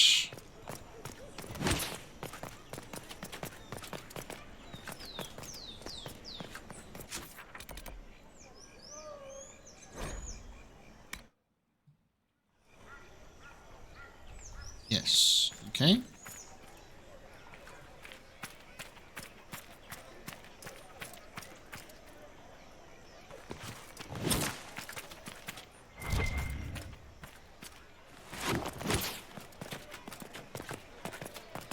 Sister Andrea. Ah, the Herald of Andraste. Is there something I might help you with? No. No, thank you, sister. Make her go with you. Your ears are poking out of your thing. You got, does it come with ear holes? Is that normal? It looks like it's supposed to. Your ears glitching out of it? She cut herself some ear holes. She gets hot ears.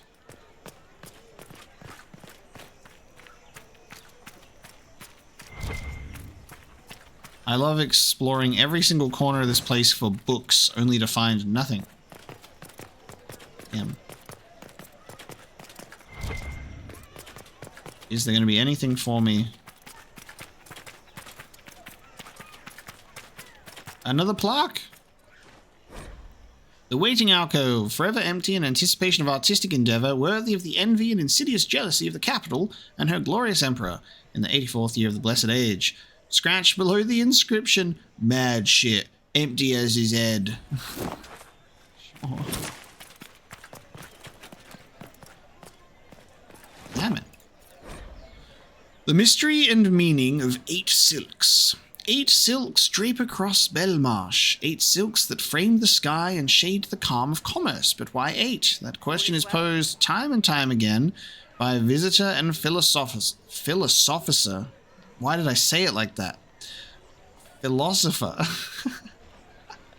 I was like, philosophical. Philosopher. What in the grand history of our capital is displayed in this subtle choice? The ages? But we have had 9, and what fool would have made such a prediction? There is nothing in the Orlesian mindset in the heart of Orlais that suggests even a hint of accepting an end to our way. Perhaps then something less flattering but veiled. It is opined that the 8 represents the twin boys of Empress Yvette, born in the 99th year of the 7th Age.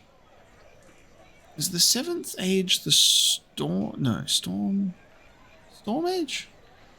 What's the 7th Age? Storm? Which heralded the Blessed Age. Oh, never mind. No.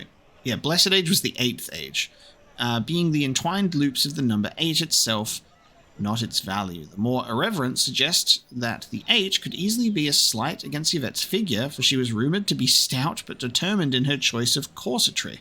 Both theories are scoffed at by historians as mere number fetish. What emerges when we consider the longevity of the question is not that there is meaning to be found, but that it is ingrained in us to search, as though there is. For we need to believe that such a prominent detail of the greatest city the world has ever known must be thoroughly rife with meaning, and so certain are we that we discount even the architect who grew so annoyed at the question that he had the answer engraved on his memorial. There were 16 rods. How compares his fact to our search for truth? That's hilarious. He's like, I was plagued for that question my whole life. There were 16 rods, goddammit. That's funny. I've been reading so much today that I'm starting to trip over my words. Guys, would you believe it? There's another plaque. The pillars of her everlasting flame, ignited in the 30th year of the Exalted Age, capped in the 62nd year, forgive them their petty nature, for the soot of your eternal flames blackened their silks.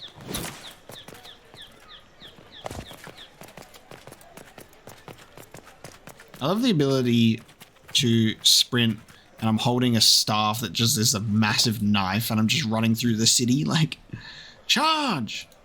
Alright, I think that's it, guys. We're done. I've explored Val Royeaux. I have now earned my right to leave this place. I have read everything for you, and we will now go. It's time to get out of here. We'll obviously be back for merchants and such at some such time. Revered Mother still nursing that coward punch to the back of the head. Oh. This right here. Why are the Templars suffering losses in the capital? Isn't this a stronghold? The war is felt even here. Order must be restored to end it.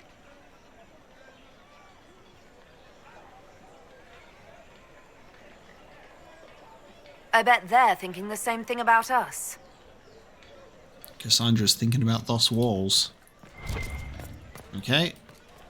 As far as I'm aware, I believe we have investigated everything, okay? We're out of here. We're going.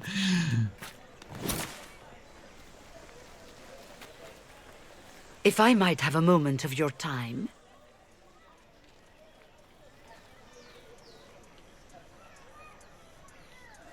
Grand Enchanter Fiona? Leader of the Mage Rebellion. Is it not dangerous for you to be here? I heard of this gathering, and I wanted to see the fabled Herald of Andraste with my own eyes. If it's help with the breach you seek, perhaps you should look among your fellow mages. Wow, leader of the Mage Rebellion.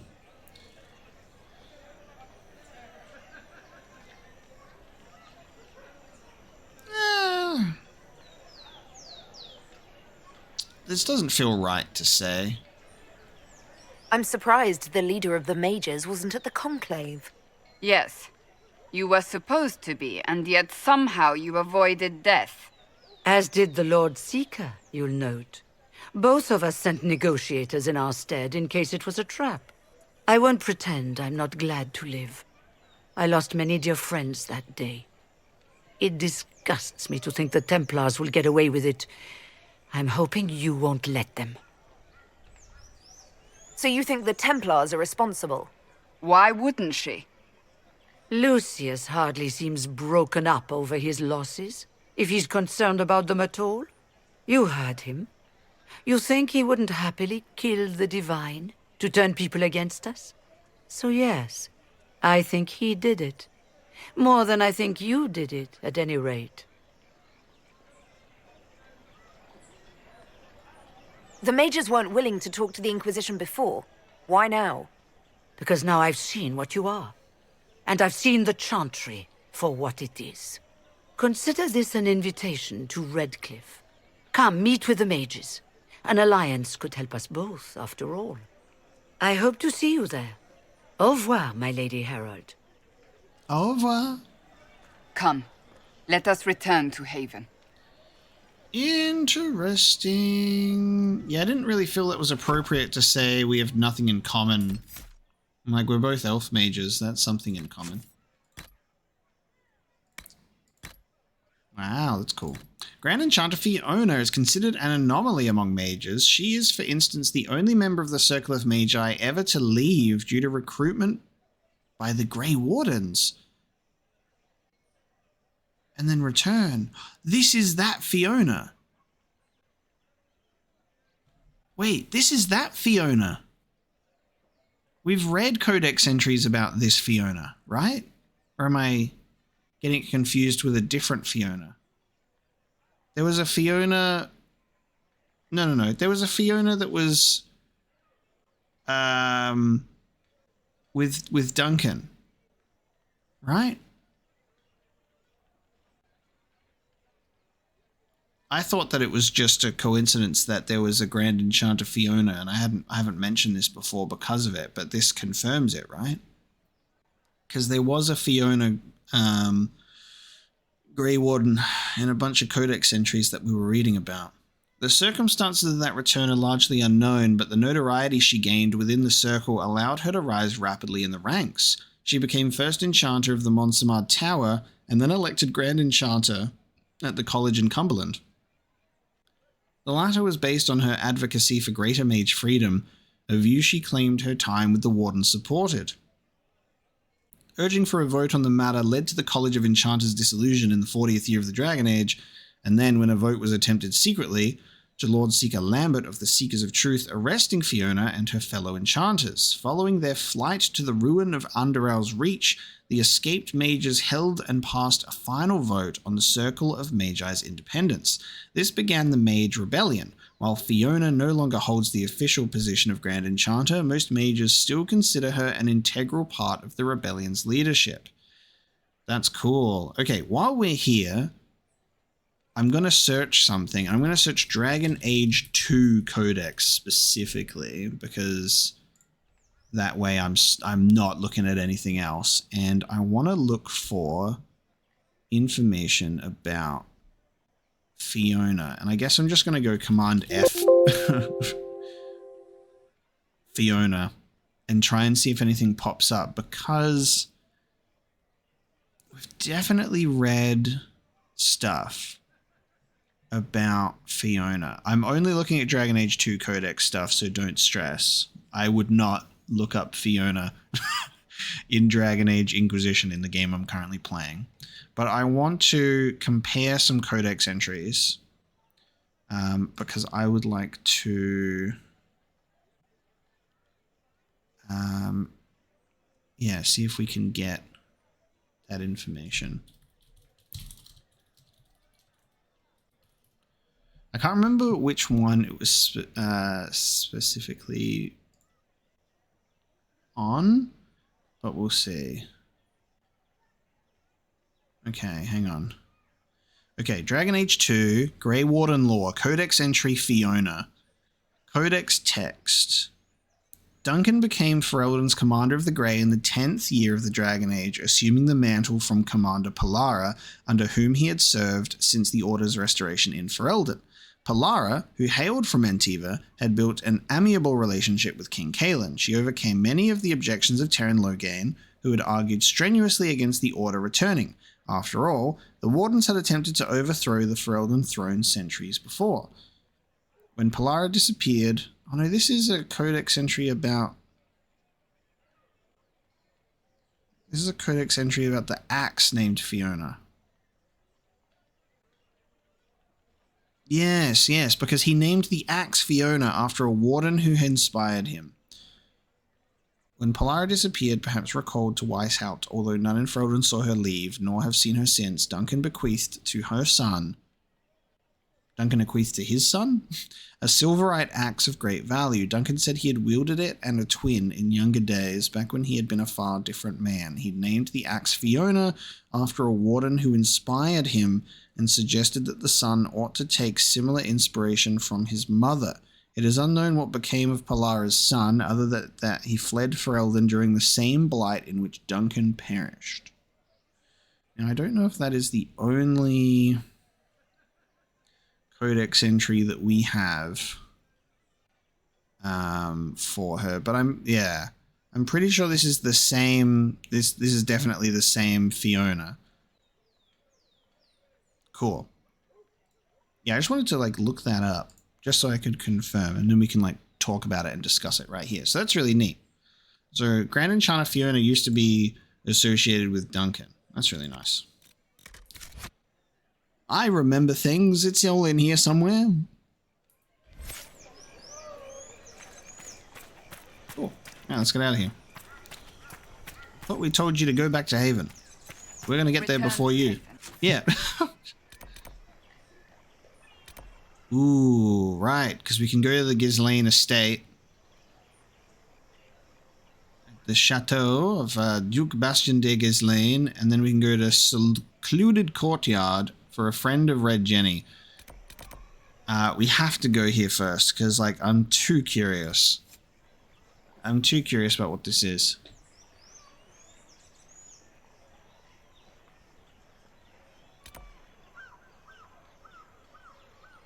Who is this? See, this is the funny thing, right? This is the duality of the Apocalypse brain. Is I'll read Fiona and go, oh, this is all of this lore that we've read, and I'll remember this. But then for every one of those, there's a, who the fuck is Red Jenny? You know what I mean? And I'll forget.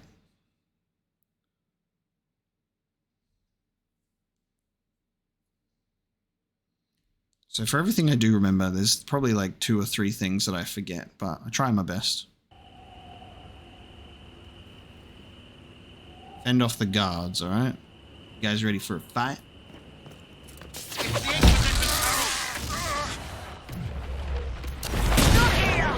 Well, they know who I work for at least.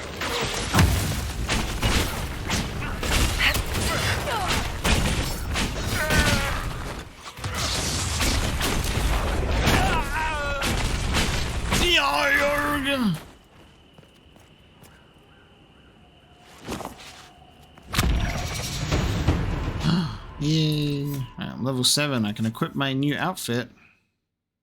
Ooh, I like the blue on that. I hate this thing that's just like open. Like it's just like poking out, protruding. I look like that one Captain America drawing. But if I could close that up, that'd be nice. Let's put that bad boy on regardless though. Nice. It looks much more fitting to wear this than the armor I had on, but yeah, that blue's nice. Look at that. I'm Yennefer in Dragon Age. Let's go. Hello?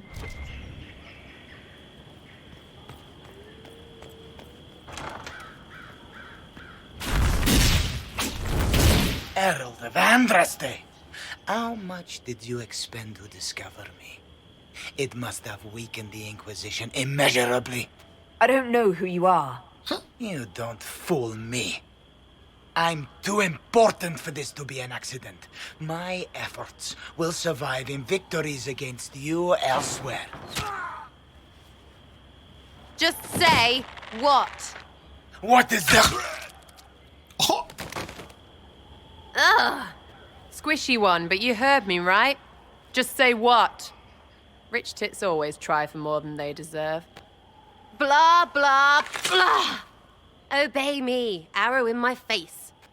So, you followed the notes well enough. Glad to see you're... And you're an elf.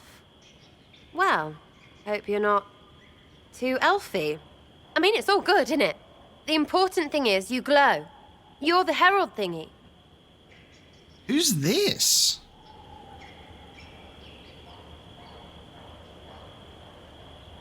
Sure, why not? I glow. What's going on? No idea. I don't know this idiot from Manners. My people just said the Inquisition should look at him. Your people? Elves? No. People.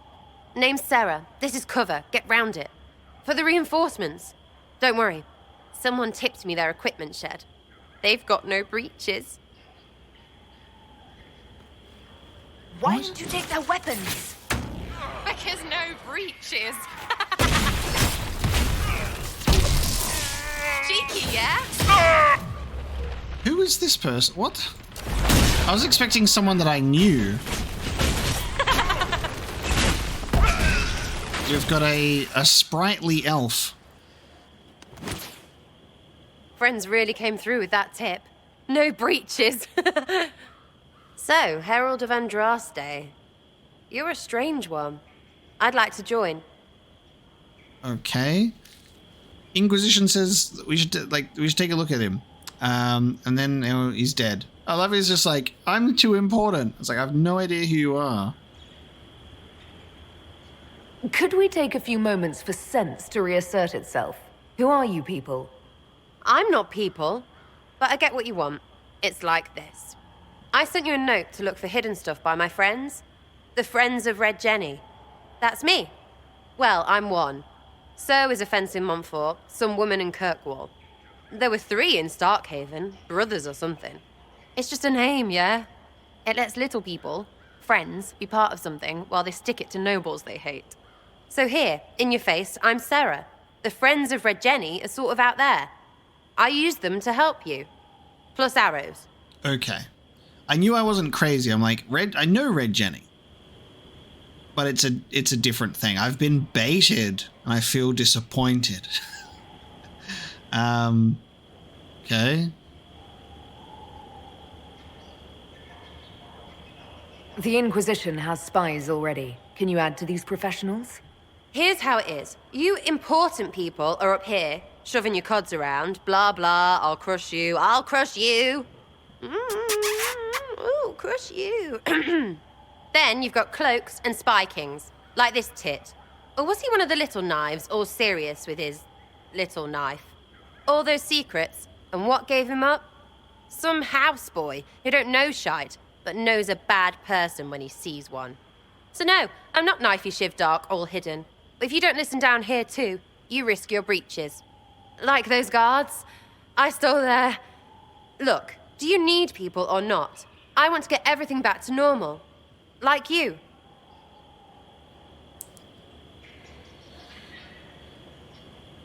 God. Okay. So we got a new companion. Sarah joins the Inquisition, does not join, she leaves forever. This person is annoying. So who are your Friends of Red Jenny? You must know them. It's not hard to understand if you're not trying to waste your day on it. Someone little always hates someone big. And unless you don't eat, sleep, or piss, you're never far from someone little.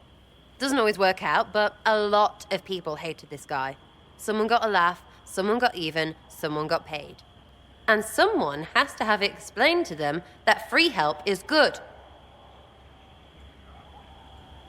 Back there you wanted to know if I glowed. Why? That's what you do, innit? You walked out of somewhere and now you glow.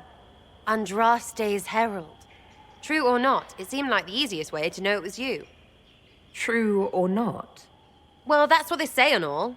Look, don't get ahead, yeah? I want to help this... whatever it is. Inquisition. Okay, well, we're obviously going to have this person join for the lore, but if this was a real-life scenario, I would say no.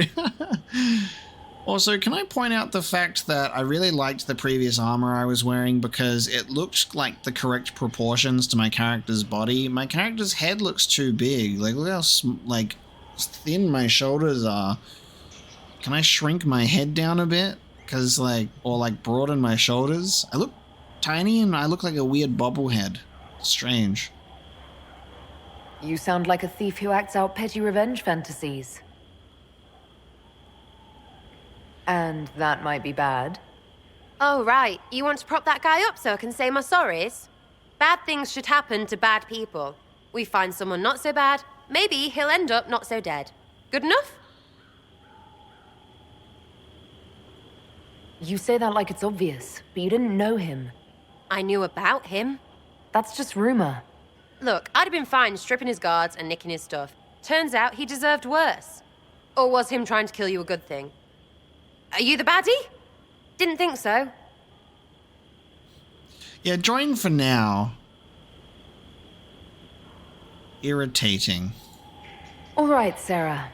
I can use you and your friends. Yes! Getting good before you're too big to like. That'll keep your breeches where they should be. Plus extra breeches because I have all these... You have merchants who buy that piss, yeah? Got to be worth something. Anyway, Haven. See you there, Herald. This will be grand. Breaches obsession. Oh, yeah, no, that's fine. Yeah, no. I don't need to change my party. Damn, our first new party member, and it's not looking good. Okay, Red Jenny. Inquisition needs bees operation available. Gotcha. Alright. Let's have a look at that codex entry. For Sarah, this report by Josephine has been defaced numerous times in a different hand. On Sarah, Red Jenny, and Velissima Lady Parts von Knucklefronts, it falls to me to comment on this Red Jenny, for as a creature of the court, I must have seen the effect of her actions, although I cannot be certain. Does that make them effective or ineffective? What I know that is that she has vexed city's guardsmen across Thedas and always escaped. Accessing all available records, it seems clear that there have been multiple embodiments of the name, often at the same time. The limitations of communication are such that this is impossible to verify at the moment. A crude drawing of a guard with her breeches at her ankles. What's the obsession with the underwear?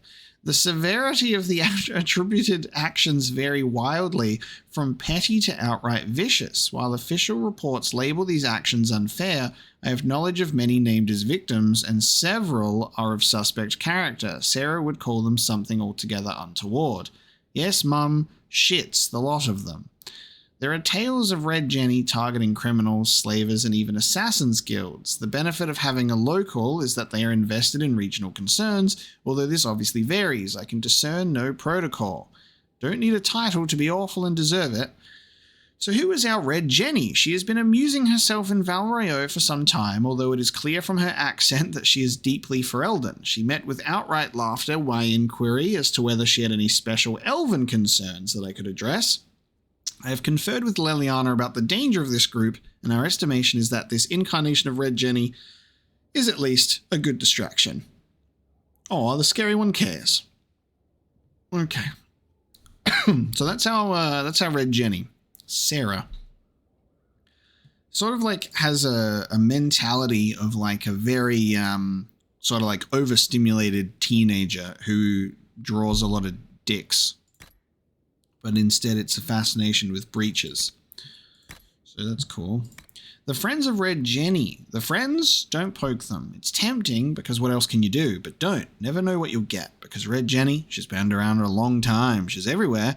And she hits hard or she hits light. But the choosing isn't up to you. You want someone to get their desserts. Save your coppers for a moral crow and know what you're getting. Notes from Sir Keita, a travelling merchant, to his son Herbal. They're a distraction, whichever they are. Keeps people busy and the Lord's edgy.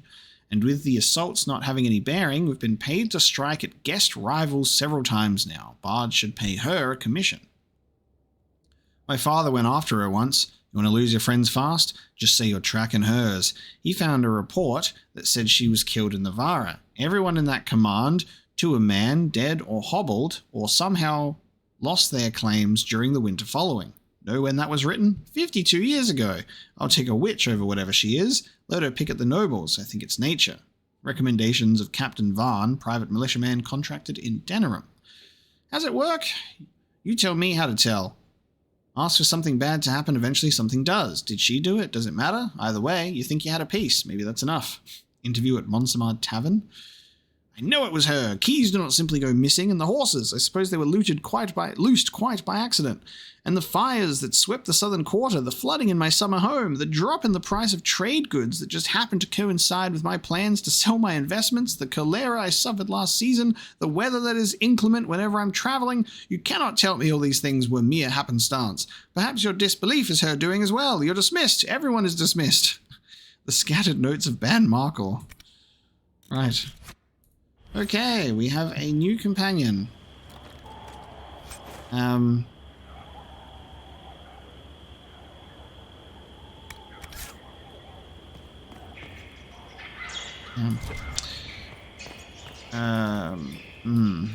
well I guess we'll chat with her back at Haven, but yeah, maybe I'll end up putting her in my party and like running around the world map for a time to get her dialogue if I can withstand it, but like this is not a good first impression on a new character. Sometimes we get companions that rub us the wrong way immediately, and yeah, this is definitely one of them. Jagged battle axe. Okay. Just so confused with how that entire situation went. My curiosity for Red Jenny was total bait. I feel like that was intentional, because they'd be like, haha, they'd want to know what this is if they've played previous Dragon Age games. And I've been punked.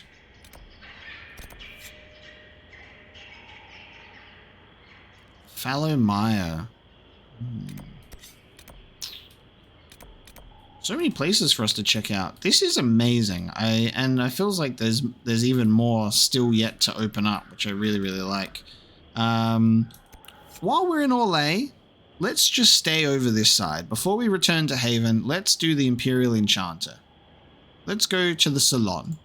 We'll stay over on this side of Orlais. Or this side of Thedas, I should say. Let's have a look.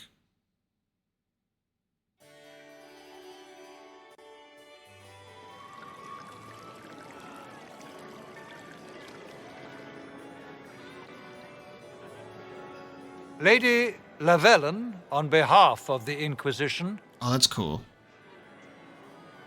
Is it just me? What a pleasure to meet you, my lady. Seeing the same faces at every event becomes so tiresome. Is that a joke? You're all wearing masks. So you must be a guest of Madame de Fer. Or are you here for Duc Bastien? Are you here on business? I have heard the most curious tales of you. I cannot imagine half of them are true. Okay. Everyone's so nosy. I should have got a mask for this. Maybe I should turn off keep helmet on in dialogue in the settings. Maybe I'll do that after this. What have you heard about me? Some say that when the veil opened, Andraste herself delivered you from the Fade.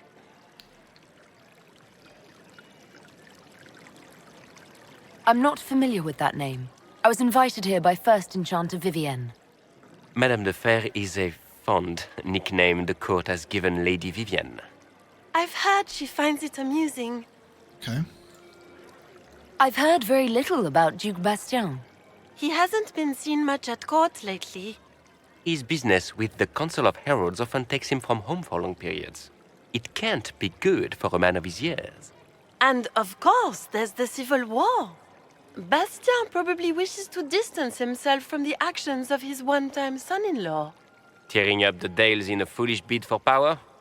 It will end in disgrace for Gaspard. Everyone knows it. Gaspard.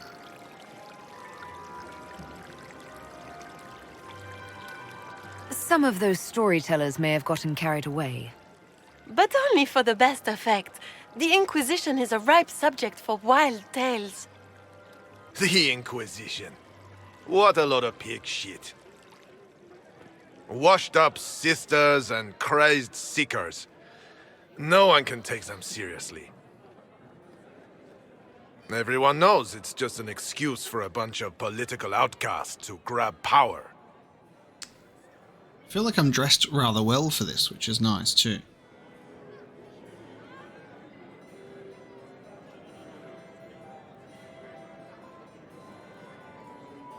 The Inquisition is working to restore peace and order to Thedas. Here comes the outsider, restoring peace with an army. We know what your Inquisition truly is. If you were a woman of honor, you'd step outside and answer the charges. My dear Marquis, how unkind of you to use such language in my house to my guests. You know such rudeness is intolerable.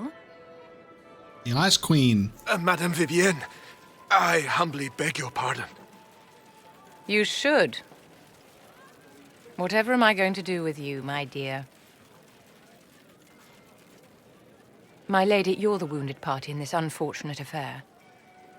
What would you have me do with this foolish, foolish man? Everyone's got cool masks. I should have worn my helmet. They're so drastic.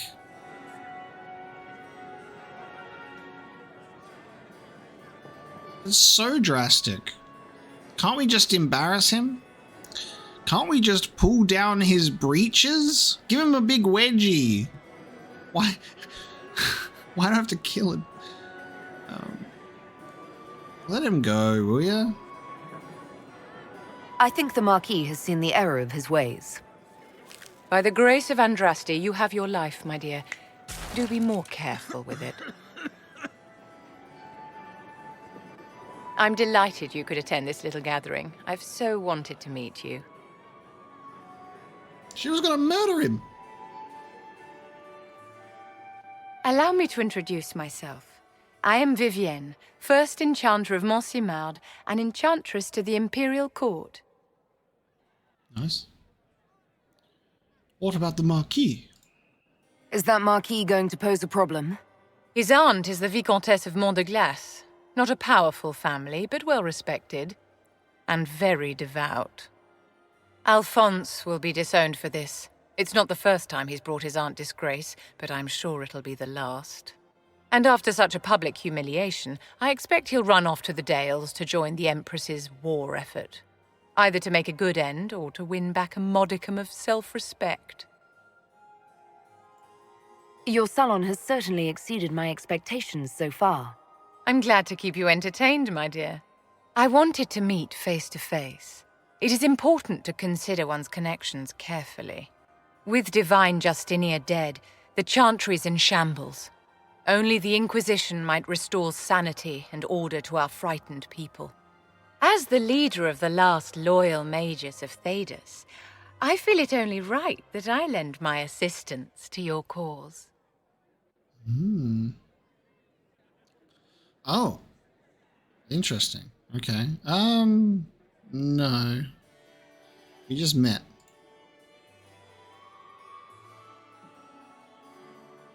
This doesn't feel like that sort of arrangement.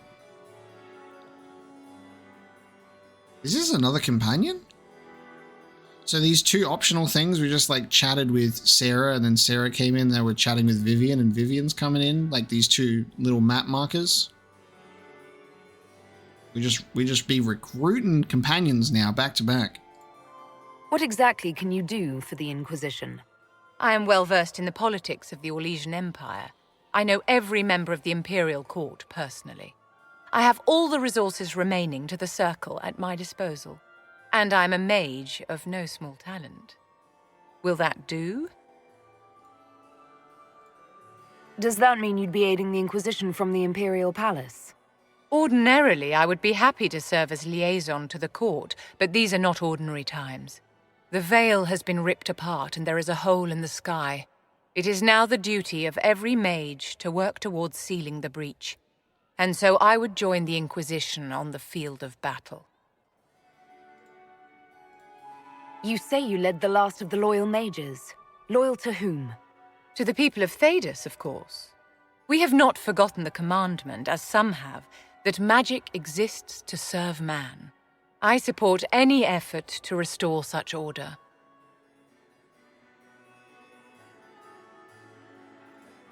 So you're in favor of returning the mages to the Circle, then?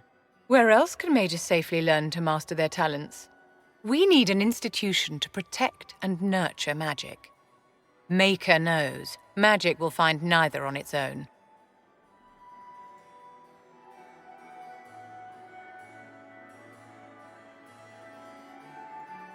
You say you led the last of the loyal Oh my god, mages. no, I didn't mean to pick that Loyal one. To the people of... We have not... I support any effort to restore such order. What's in this for you? The same thing anyone gets by fighting this chaos. The chance to meet my enemy, to decide my fate. I won't wait quietly for destruction. Why does this one keep coming back?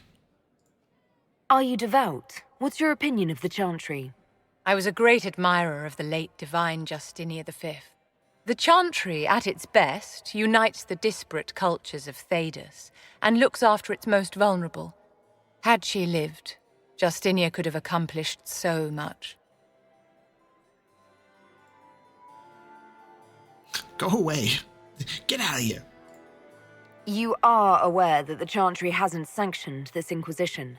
The Chantry is leaderless. They're in no position to officially sanction anything.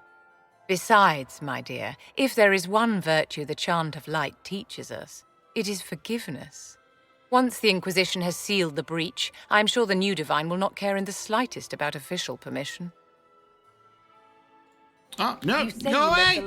No! I support any effort to restore such order. Refuse the alliance with the Circle or welcome aboard. Yes. I mean, it would be silly not to at this point. No.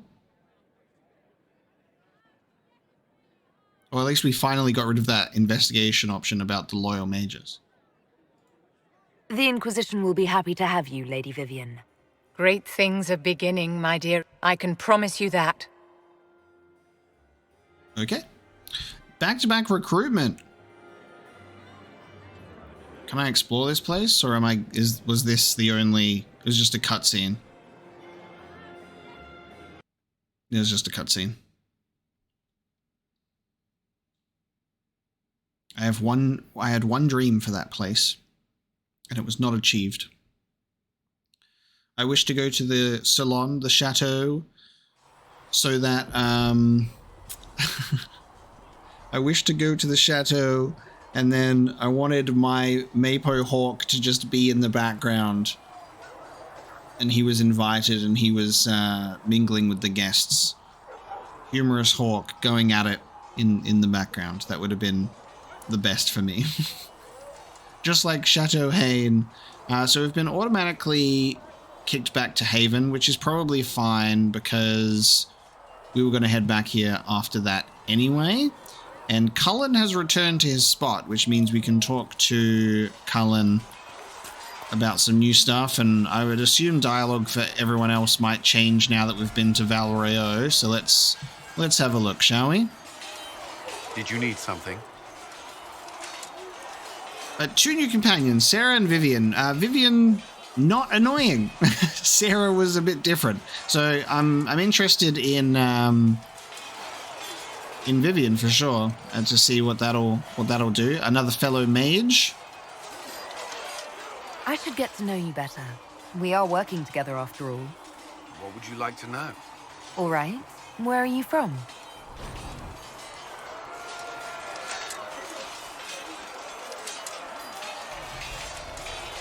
Wait, what? How to act for Eldon.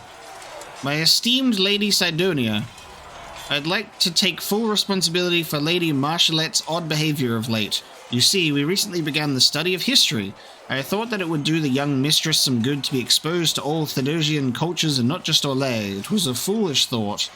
Regrettably, your dear daughter has taken a particular interest in Ferelden folklore. She first developed an affinity for King Calenhad, which seemed to have devolved into a borderline infatuation. She stared at me, eyes wide, when I told how he unified the barbarians with his allegedly incomparable might and charisma. Every time I tried to move the lesson on to something more important, she insisted I tell her again about Calenhad, how the Ferelden say his hair was twice as yellow as the sun, and his chin more chiseled than the tallest peak in the Frostbacks. Twice now I've had to tear down drawings she's tacked up in her bedroom of the man shirtless. Then we moved on to the werewolves, which was even worse. As you may already know, the Fereldans venerate the folk heroes Dane and Hafter. Dane was said to have been a werewolf, and Hafter to have descended from one. No enlightened man or woman could ever view such beast people with anything but revulsion. But you know Fereldans and their love for wildlife. Unfortunately, these tales of the wolfmen set the little mistress's imagination afire. When she suggested we put on a play for you and the Lord Father, I could not say no. I'm afraid that's why Marshallette was running through the mansion, wearing wet furs and frightening the chambermaids. She was rehearsing a scene in which the Hafters drive back the Darkspawn. I've been informed that some princess family heirlooms were destroyed amidst all that confusion, and I cannot fully express my dismay. I understand if my abject failure as a tutor results in my immediate dismissal. A letter from Brother Bernard to his former employer. Is this the first time we've gotten like a codex entry to read like this in the middle of dialogue? This felt rather abrupt. I grew up in Ferelden, near Honry. I was transferred to Kirkwall shortly after the Blight. This is the first I've returned in almost 10 years. Isn't that weird? Like, we're like, hey man, what's going on? Text on screen. And then he answers. Varric's from Kirkwall. Did you two know each other? I knew he was friends with the champion of Kirkwall, but little else. We've spoken more since I joined the Inquisition, largely at Varric's insistence. Apparently, I spend too much time with a serious expression on my face, and it's bad for my health. Oh, what's his nickname? You haven't seen Ferelden in 10 years. Are you glad to be back? I was not sorry to leave at the time. I did not expect to return. Now, between the Divine's murder and the breach, I've arrived to find nothing but chaos. You were in Ferelden during the Blight. Did you fight Darkspawn? No. I was stationed at Ferelden's Circle Tower. The Circle had troubles of its own. I remained there during the Blight. What happened at the Circle Tower? Few who survived the Blight have fond memories of that time. I would prefer not to speak of it. Eh? What was Kirkwall like? While I was there, Canary occupied and then attacked the city. The Viscount's murder caused political unrest. Relations between mages and Templars fell apart. An apostate blew up the Chantry, and the Knight Commander went mad. Other than that, it was fine. I want to highlight what was just said by Cullen in that sentence. Is I've had people point out to me that Anders is not an apostate because he's a Grey Warden. And I'm like, he is a Grey Warden, but he's also a rogue Grey Warden. He ran away. He's also an apostate. And Cullen's confirmed it right here. An apostate blew up the Chantry. What happened between Kirkwall's mages and Templars? You were at the Conclave. You must have heard people speak of it. Yes, but you were there. There was tension between mages and Templars long before I arrived. Eventually, it reached a breaking point. There was fighting in the streets. Abominations began killing both sides. It was a nightmare. What happened then? The Templars should have restored order, but Red Lyrium had driven Knight Commander Meredith mad. She threatened to kill Kirkwall's champion, turned on her own men. I'm not sure how far she would have gone. Too far. So you opposed her? I stood with the champion against her, in the end. I should have seen through Meredith sooner. So cool having him recount the events I was there for. And then she brought the statues of Kirkwall to life like crazy mecha monsters. I'll let you return to your work. Should you require anything, I'll be here. Nice. Did you need something? I know we spent a whole game in Kirkwall, but I do hope we get to see Kirkwall again in Inquisition's graphics. I'd like to see it. Is there anything I should know? The Lord Seeker's actions are a mystery, but the Templars will aid us. They cannot sit idle while the breach remains. What do you think of the people you work with? Who do you mean? What do you think of our ambassador? We have little in common. How she delights in meeting with nobles all day is beyond me. But I enjoy working with her. How do you like working with Leliana? The Inquisition would not exist without her. I may not always agree with her methods, but she's more passionate about our cause than anyone. Cassandra may have declared the Inquisition publicly, but Liliana is just as responsible for its formation. I can't ask about Cassandra or Varric or anything, or Solus. Are you satisfied with the Inquisition's forces? Our numbers are small, but they suit our needs for the time being. Some Templars have joined us instead of following the Order. They've proven invaluable in training new recruits. So we can ask about Josephine and Liliana because they're on the War Council, but I can't ask about Cassandra, who's also on the War Council, because she's a party member? I should let you get back to work. All right, mate. Do you need something? May I ask you about the Chantry? It is difficult to say what becomes of the Chantry now. They have no Templars, no leadership, and no one left who is worthy of succeeding the Divine. It has fallen apart when everyone needs it the most. I ache to think what this will mean in the days to come. Will the Chantry replace Divine Justinia? They will try. Once the priests withdraw for the Grand Consensus, it is against Chantry law for them to emerge without naming a new Divine. Sometimes it takes days, or weeks, or even months. The problem now is that no clear successor to Justinia exists. All worthy clerics died with her at the Conclave. Do you really believe the Chantry is worth preserving? I do. Though I understand how someone born outside of human society might think otherwise. Cast the Chantry aside and new problems replace old ones. We will have learned nothing from history. The people need stability, and the Chantry needs a new purpose. Andraste had a dream for us. It can still be achieved. So, what should this new purpose be? A dedication to what is truly important. Instead of building cathedrals and sewing gowns for the Divine, the Chantry used to spend its coin feeding the poor. If we are to spread the Maker's word across the world, we must do so with open hearts and open hands. That sounds rather idealistic of you. Does it? I do not think it's so unachievable. The Chantry has many good, honest people. They just need direction and inspiration. They need to be freed from centuries of adherence to tradition and ceremony. A chance for renewal is at our fingertips. It does not have to come with utter chaos. I really like how this Dragon Age series has gone, I gotta say. And I'll say this again, is I've mentioned how much I really enjoy the fact that Dragon Age is not necessarily you as one character through the whole story. It's just many different characters in the world of Thedas, and it's really cool.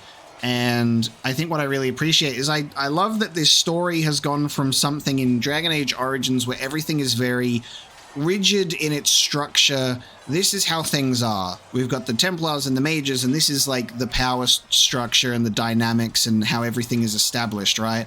And then we've had like this blight take place and things get really shaken up. And then we go over to Kirkwall and just we see that there is like just this constant stuff happening between mages. Things are reaching like a boiling point. There is tension. Everything is feeling quite ominous at the moment. And then that ends with the explosion of the Chantry and a mage rebellion. And I love that we are playing at a point in like this world, this story where we're witnessing such a massively significant event, if not one of the most significant events across the whole established lore. And then in Dragon Age Inquisition, I really like that it's an opportunity for this story to go anywhere, because obviously there's like peace to be achieved or attempted to be achieved between mages versus Templars, but we've also got giant hole in the sky with unknown sort of other elements coming into play. I think what's really great is Dragon Age 2 really gave us an amazing premise for a third game, and we gotta thank Dragon Age 2 for that, because it flipped the dynamic upside down and it allowed for something quite exciting on a political sense, on a world building sense, just something that's quite interesting and doesn't seem to be, at least at face value or like first impressions, playing it safe. Like, I like that they're willing to take the established power structures and then blow it up, literally, and then have a whole game about how to deal with that. And it's really exciting. And then I obviously can't wait to see how this green light in the sky is going to play into things as well. It's really great. I love Dragon Age.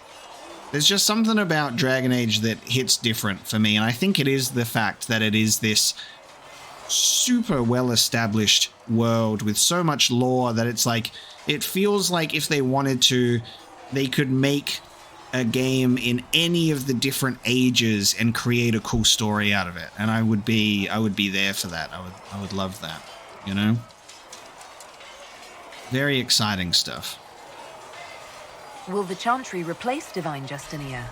They will try.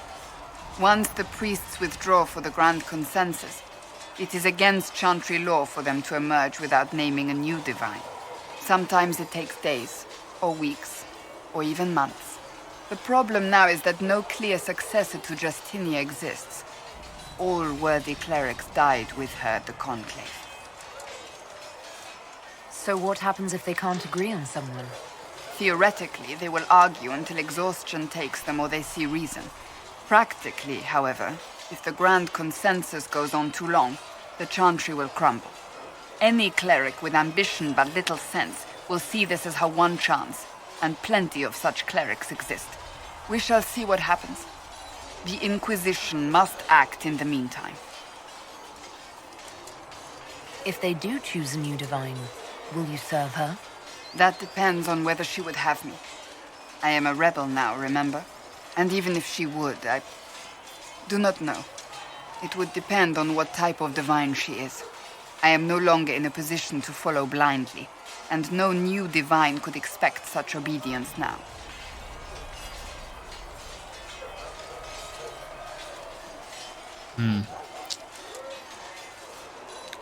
Good character development.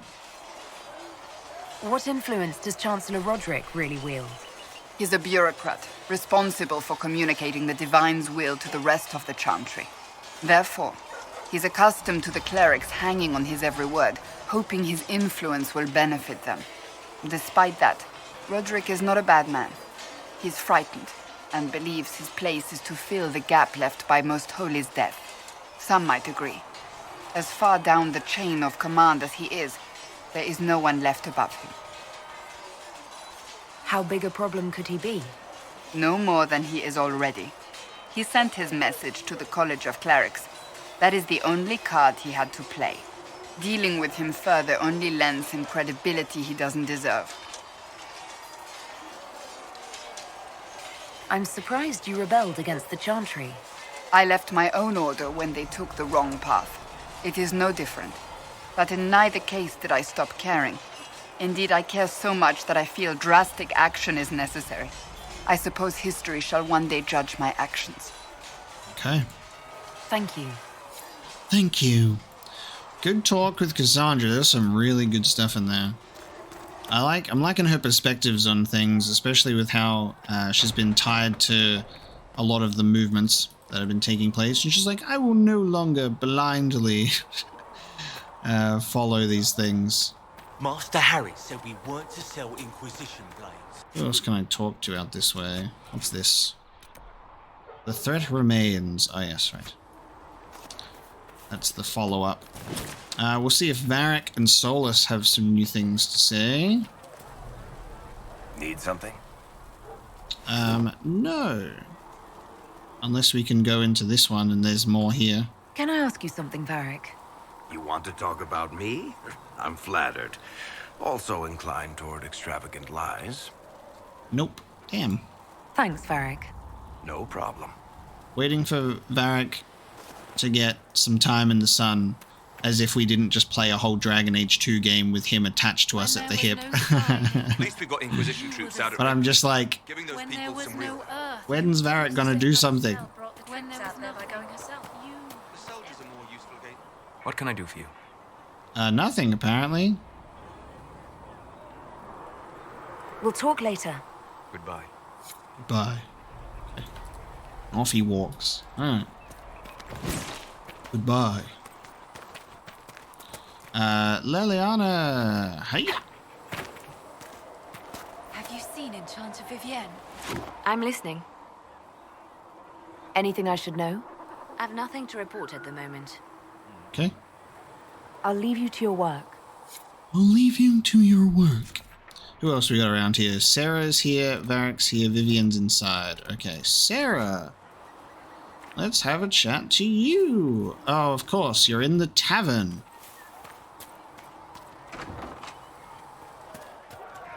Hello. Codex unlocked. Sarah was never. Was never an agreeable girl. Her tongue tells tales of rebellion, but she was so fast and quick with her bow. No one quite knew where she came from. Sarah was never quite the quietest girl. Her attacks are loud and they're joyful, but she knew the ways of nobler men, and she knew how to enrage them. She would always like to say, why change the past when you could own this day? Today she will fight to keep her way. She's a rogue and a thief and she'll tempt your fate. She would always like to say, why change the past when you can own this day? Today she will fight to keep her way. A rogue and a thief and she'll tempt your fate. Sarah was never quite the wealthiest girl. Some say she lives in a tavern, but she was so sharp and quick with a bow. Arrows strike like a dragon. Sarah was never quite the gentlest girl. Her eyes were sharp like a razor, but she knew the ways of commoner men, and she knew just how to use them. She would always like to say, why change the past when you can own this day? Today she will fight to keep her way. She's a rogue and a thief and she'll tempt your fate. She would always like to say, why change the past when you can own this day? Will this... Is this going to go forever? She's a rogue and a thief and she'll tempt your fate. Okay, it just ended. I was like, around again tomorrow. So that song put everyone to sleep except one person, it seems. They're all dead on the table. Except for one. Sarah gets her own song. Sarah's got her own song.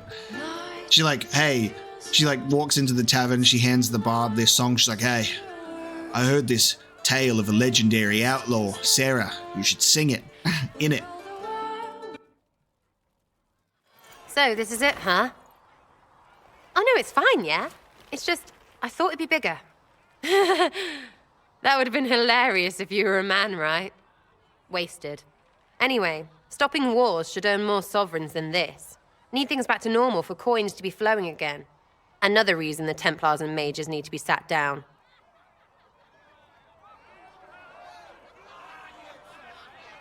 I'm pretty sure the Conclave proved it's not that easy.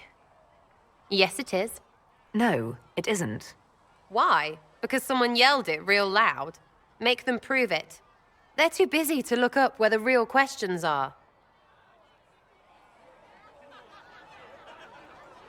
Is there something else you're looking for? Like, what's behind all this? Maybe. I don't know. First things first, right? I help you, march, arrow, kick. Then people stop being stupid, and everything starts to make sense again. Sound good to you, all-touched Lady Herald? No. I'm committed to putting an end to this crisis. Whatever it takes. It's why I'm here, yeah? This is where it gets done, whatever it is. Can't do a bloody thing with everyone pissing themselves. Stupid everyone. Gets up and abruptly leaves. Oh my god. Alright. Red Jenny says drop and grab operation available. Nice. Okay, well there's her welcome to the place. Lovely. We unlocked a new bard song as well, which was Nightingale Eyes, I think. This is Vivienne's entry. Nice, that's very nice. Look at that, the snake imagery on all of the cards. Very cool. Love it. Magic is dangerous, just as fire is dangerous. Anyone who forgets this truth gets burned. An assiduous and talented scholar, Vivienne rose rapidly through the ranks of Montsamard's circle. When made a fully fledged enchanter, she elected to join no fraternity, a decision that shocked colleagues but may have been a calculated maneuver. When she successfully applied to be appointed enchanter to the Imperial Court, nearly every fraternity clamored for her favor in hopes of having a representative at the Empress's ear. She was voted first enchanter of Montsamard at an age young enough to cause scandal. The Circle widely regards her as the most shrewd and disciplined mage in Orlais. Cool. And with that one, we will be bringing this episode of Dragon Age Inquisition to a close. So thank you so much for joining me today. A bit more of an extended one because we had a lot of reading to do, and that is an understatement. Next time, we will talk to Sarah a bit more in depth about some things. We'll also speak to Vivienne, and we will proceed with the rest of what's going on in Haven right now. So thank you so much for joining me today. I hope you have enjoyed this episode, and I will see you next time.